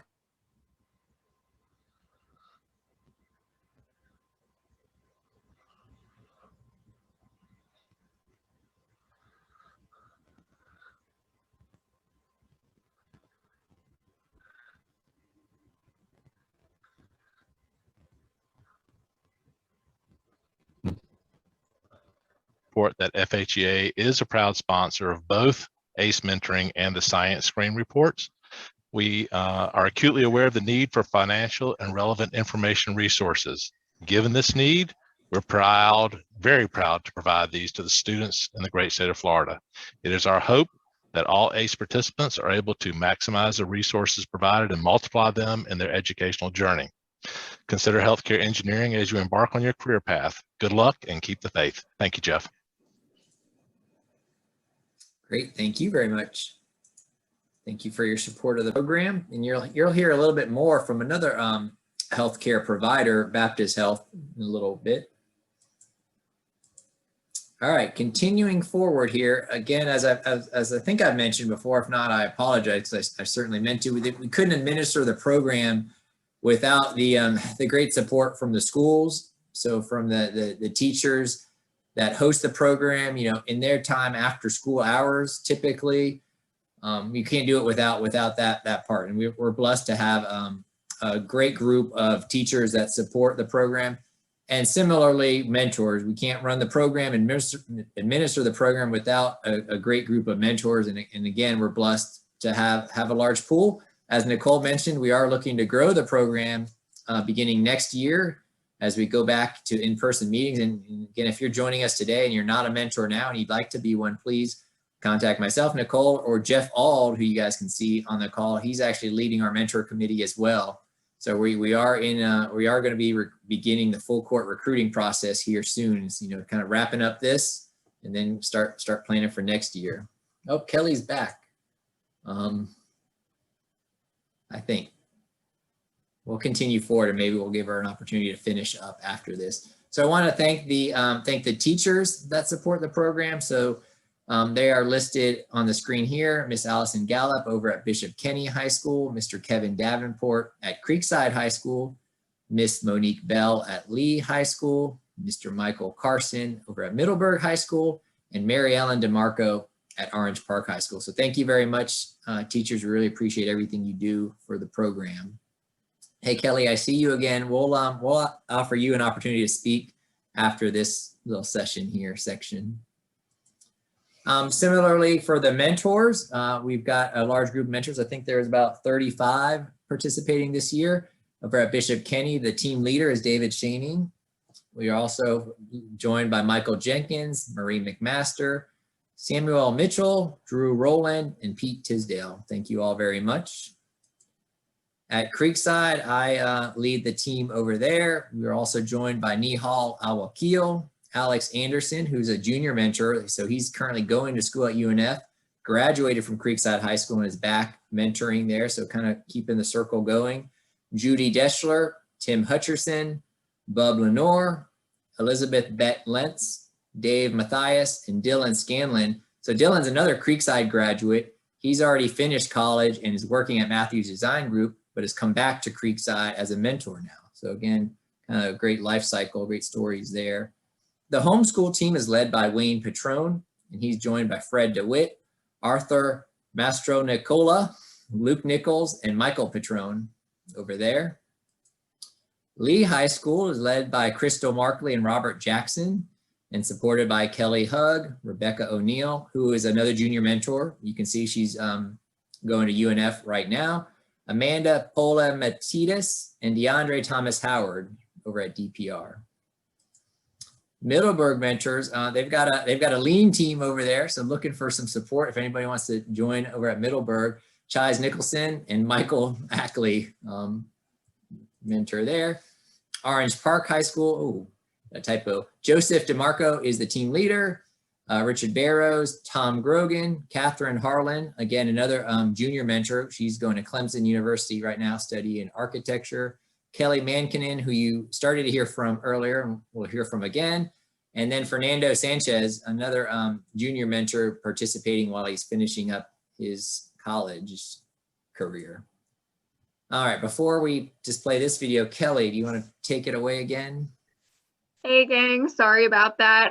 My computer crashed at the most inopportune time. Gotcha. I just wanted to, I'll make this quick. I wanted to really give a shout out to the students because, you know, this club, while it is a club and extracurricular, it's hard, you know, and it really teaches you some valuable skills along the way. I mean, I was a part of ACE for 4 years at Orange Park, and I mean, I started out my, you know, education there thinking that I was going to go into electrical engineering, and now I am working as a architectural designer. So things changed, and ACE was a big part of giving me the opportunity to realize what I really wanted outside of the classroom, and being able to talk to people with the experience working in the industry that you might want to go into is really, it's invaluable.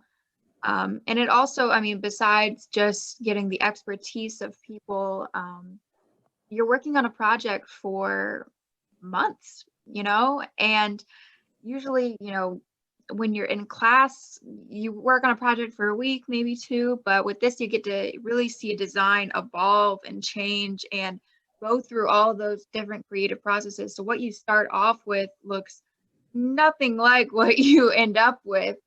And it's really similar to the real world. And I think that that opportunity in and of its own is a big factor in showing you, you know, all the facets that go into design and construction. I mean, there's literally every type of engineering and, you know, process engineering around basically goes into this whole thing. And there's really a space for everybody in this industry. And then apart from that, if you leave here and you say, I hate engineering and I want to be an author, this club and program is still an amazing way to build up your confidence and you know, teach you how to present yourself and how to present a project. And more than that, but how to present, you know, really sell yourself as an individual. Because I mean, apart from this, going into the real world, getting a job, the first thing you have to do is sell yourself and why these people want to invest in you and why they want to train you and promote you. So I think that if you stick with it, ACE will, I mean, it's given me all of those valuable skills and something that I would never trade. It's hard. The hours get long. Sometimes you want to strangle your teammates, but I think that it's ultimately a fantastic experience and I would recommend all of you do it. And maybe in 5 years, you can look back and say, that was actually very rewarding. I mean, even if you don't get the trophy helps, but anyways, I will hand it back to Jacob.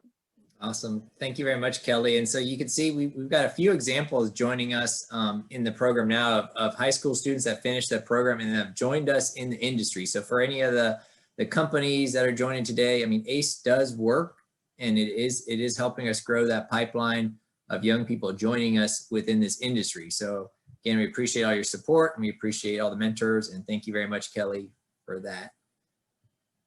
Let's go to our next sponsor video. This one is from the Haskell Company.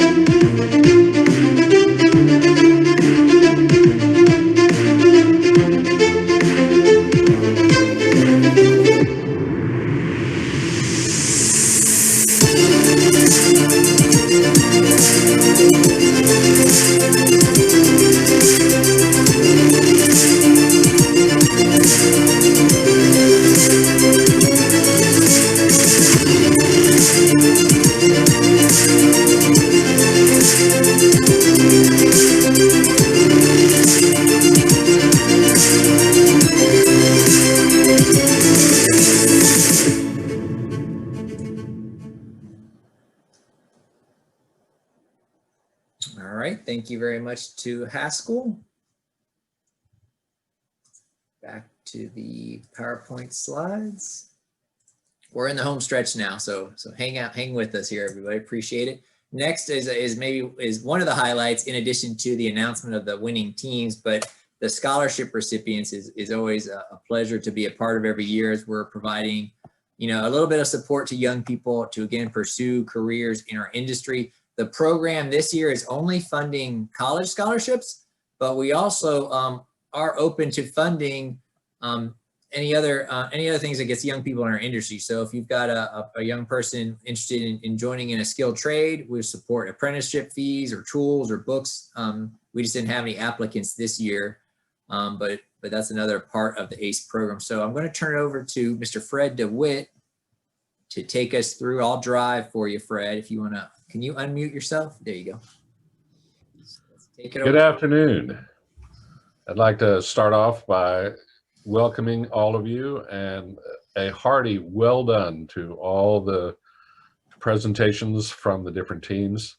And just want to let you all remind you that while we're announcing the scholarship recipients, it's okay to clap. It's okay to say congratulations.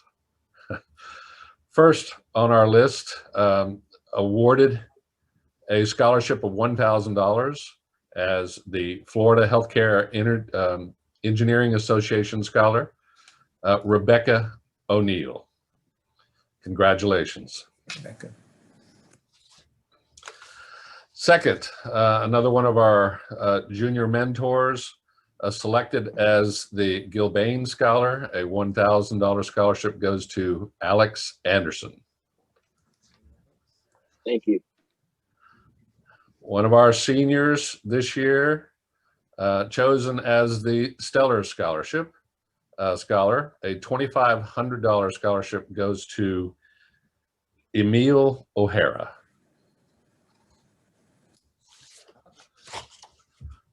Next, chosen as the Baptist Health Scholar, recipient of a $2,500 scholarship, Jonathan Reed.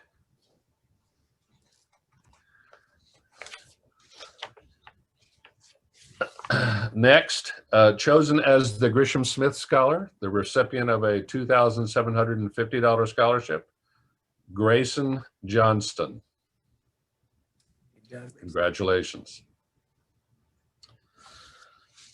Chosen as the DPR Construction Scholar, receiving a $2,750 scholarship this year, Jonathan Schuster. Congratulations. Back on camera. Chosen as the ABC Florida First Coast Women's Council Scholar, receiving a $2,750 scholarship. Congratulations go to Leanna Goldman.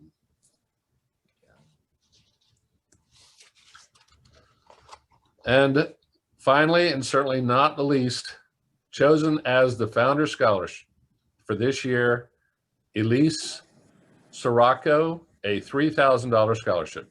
Congratulations to her, and congratulations to all the scholarship recipients. Great. Thank you very much, Fred. So Fred leads our education committee as part of the ACE Mentor board. And so in that committee, they receive the scholarship applications, review the applications, and determine the winners of the scholarship. So thank you very much for your hard work, Fred. A couple things to piggyback off of that. I was talking with Elise actually today. So she's going to the University of Michigan. So I think that $3,000 is going to come in very handy for what I'm sure is not an inexpensive school out of state. So I'm sure that's going to be appreciated. Also like to announce the previous winner, Leanna Goldman, was also selected. This was just announced this morning. So this is breaking news. The ACE Mentor Program, the National ACE Mentor Program administers the CMIC Allen Berg Memorial Scholarship. So that is a scholarship that's open to the entire ACE organization. Each affiliate gets to nominate one student. So Leanna was selected from our Northeast Florida affiliate, and she was identified as a winner of the scholarship. And so she received a $12,000 scholarship from that CMIC Allen Berg Memorial Scholarship Fund. So kind of great recognition for Leanna, and she represents our third winner out of this affiliate. So we've had a great success. All ladies, interestingly enough, but Tara and Kaylin a few years ago over from Creekside, who's now attending the University of Miami, pursuing a career in architecture. And then Catherine Harlan, who I thought I saw earlier on the call, she was our winner last year, and she won, I think, a $40,000 scholarship. She's at the University of Clemson. I know Bub likes that, going for architecture as well. And then Leanna is going to be attending the University of Central Florida, pursuing a degree in engineering. So we've had great success here in the Northeast Florida area, and a lot of money going to young people in our area as well. So thank you again to all the sponsors and the great work of the board, and the great work from all the students that completed the applications and submitted them this year. Moving along, we've got just one more piece after another sponsorship video here. So I'd like to thank Baptist Health this year, and we've got a video from them. Getting the hang of this now. As Baptist Health continues to grow to support our mission of providing accessible quality health care, it has been necessary that we become a leader in Jacksonville's construction industry. During the last 5 years, Baptist Health has significantly invested in our community by building the world-class Baptist MD Anderson Cancer Center, expanding of many service lines and bed capacity at Baptist South, adding satellite emergency departments and health places in more community-accessible locations, and expanding our surgery capabilities at every campus. Currently under construction is the new Baptist Jacksonville entry, Wilson's Children's Critical Care Tower. We have also just broken ground on a 100-bed hospital at Baptist Clay to meet the growing healthcare demands of Clay County. Baptist has been involved with ACE for many years. We encourage and sponsor ACE field trips where the kids come out to the large projects and we tour and kind of educate them on the project itself. We have a lot of people in our construction and engineering community that support Baptist and work on Baptist projects that actually also mentor. Meet Marceline Etienne, Assistant Project Manager at Haskell and graduate of the ACE Mentor Program. Marceline immigrated to the United States from Haiti in 2002 and was introduced to the ACE Mentor Program at his high school, A. Philip Randolph. Kimberly was my mentor throughout high school and college, and she connected me with different professionals in the architecture and construction industry. The ACE Mentoring Program actually helps and impacts Baptist Health. We have hundreds of men and women that keep our facilities running day after day. We are right now building a new hospital at Clay. And so in Fleming Island, we're going to need 60, 80 additional staff. Those will be new hires, new job opportunities. As Baptist continues to lead in the Jacksonville construction industry, we strongly encourage our professional partners to join with us in providing financial support, mentorship, and guidance to the ACE Mentor Program. This is just one example of how Baptist can make a difference and enhance the quality and diversity of the Jacksonville workforce. Okay, I'm going to keep everybody on the edge of the seat for one more minute. We have one more large sponsor, the Gilbane Company. So let me, are you guys still seeing that video? Hi, I'm Adam Verducci, Area Manager for Gilbane Building Company. We're proud to be a partner with ACE here in Northeast Florida, having served on the board for the past 7 years. With the challenges our industry faces with attracting new people, we recognize the significant and positive impact ACE has had on introducing and exposing students to a rewarding and exciting career path in the fields of architecture, engineering, and construction. Here at Gilbane Building Company, we have lived, worked, and built in Jacksonville and the Northeast Florida community for nearly 30 years, and we're excited for what the future holds. Gilbane kicks off its celebration of 150 years in business this year, and we want to thank our Gilbane family of employees, clients, and partners that have helped us achieve this incredible milestone. Please enjoy this short video as we raise Gilbane's beam to the future. Thank you. We are proud of our heritage over the past 150 years. As we look back on these major milestones of growth, we dedicate our success to our family of employees, clients, and partners with heartfelt gratitude and appreciation.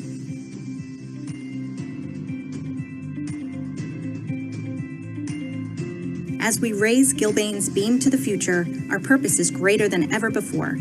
Core values guide us with integrity as we invest in new ways to develop, build, and make a difference in our world. Remarkable moments are happening all around us. Our world-class teams are breaking ground on innovative solutions that will make our communities stronger, our industry smarter, and our future brighter. We are building more than buildings and developing dynamic communities, thanks to you all. Here's to the future. and many more years of growth and success. At Gilbane, we're just getting started.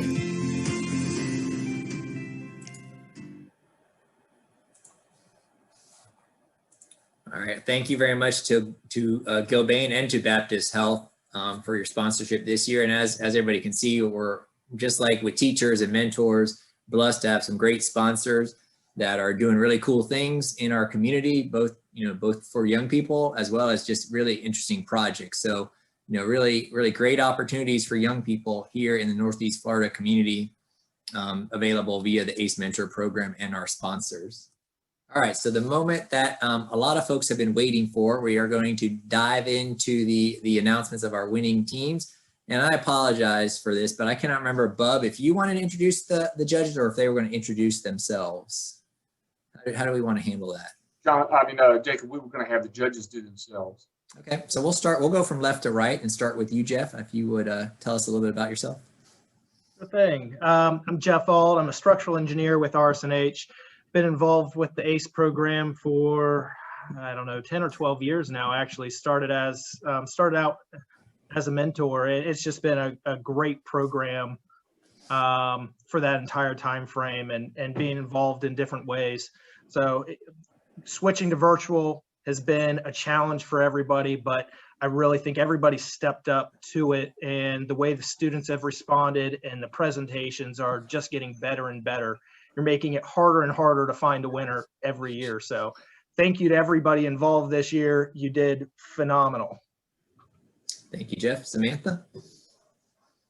Hi, I'm Samantha Spaniak. I work at Gresham Smith as an architect. I've been working as an architect for almost 6 years, graduated from University of Florida, and this is my first year on the board of ACE Mentoring. So far, so good. It's been a great experience. I'm so glad I was asked to become a judge. This was a really, really awesome experience to see the projects play out. Really great job, guys. Thank you. Great. Thank you, Samantha. We're glad to have you as part of the organization. And then to Michelle Tapuni, who's a past chairwoman of the board. Michelle? Hi, everyone. I had a great time today. Thanks for including me as a judge, and I really enjoyed working with Jeff and Samantha. Cannot say enough about how every year I'm always encouraged about my job and how excited I am when I see the students showing all their great ideas. And I currently am the president of TKC Construction Group. I also am an owner's rep for Tierra Linda Development. So I'm going to take all your ideas and use them in my next development. So thank you very much for making my job a little easier.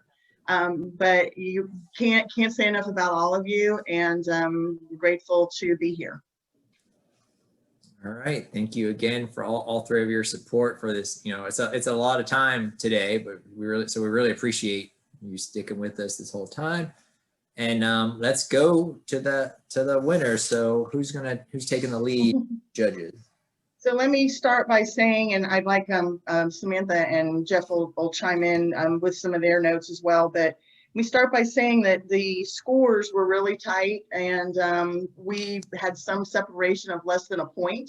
So you should all be amazingly proud of yourself. If I could hand out 10 best of something, you should each get a best of something. But we had three categories to choose from. So know that we loved everything we saw, but we did have to make some selections. So first up is best overall response. And today's winner for best overall response was Tiny House Tetris, which is Creekside High School team number 3. Jeff and Sam, you want to give any notes on that? Yeah, great job, guys. All of you. The modular concept was something that I don't know that we've seen in this program before, at least not for many years. So to come up with that concept and to kind of build it into what you guys put together from a presentation standpoint, from a technical standpoint, it all came together great. It just worked for us. Thank you very much. Good job. Oh, there I am. He's back. So congratulations, Creekside High number 3. Next up is best technical solution. And this year's winner is Middleburg Middle Builders. So Middleburg High School team number 1 and only. Sam or Jeff, you had some comments on that? I really like this one. Again, adding to the tall windows, open space, loft kind of thing going on was really, really enjoyable to see. Different design techniques was inspiring. Thank you. Thank Great. you so much. Congratulations. And that was a 3-person team to top it all off. Yes, yes. Just shows you small can be mighty. And then best presentation. And again, there isn't a team that couldn't have, in any of the group, that couldn't have taken one of these today, but the scores were so close. But today's best presentation is going to Team Hole Diggers, Bishop Kenny High School, team number 1. Congratulations. Jeff, I know you and Sam probably have some comments on this one. Yeah, so I'll hop in first. Great job pulling everything together, guys. You know, this really could have gone to any number of teams. We were looking at differences, you know, we're really getting down to the tenths of points to figure out who won some of these and who was the top one. So great job to all of you. You know, this project didn't have, you know, the Revit and some of the higher end programs to create the presentations, but you were still able to pull your concept together and display what your thoughts were and how this would come together and really put it together in a cohesive way. Great job presenting. It is not hard to stand up in front of a group, even on the computer, and convey your thoughts. So you guys did a great job at that and really conveying your project to us. Thank you. Thank you. Thank you. Congratulations, everybody, and all 10 teams. Again, I hope you are proud of the work you did because we're so proud of you. Thank you. Great. Thank you very much, judges, again. And yeah, just to reiterate that, I mean, I think any one of us in the professional world would love to have any one of those teams presenting for us. I mean, they're all spectacular presentations. And again, this difficult environment. So really, really good work, everybody. So that concludes our 2020-2021 program. Again, thank you to all the everybody that makes this program possible.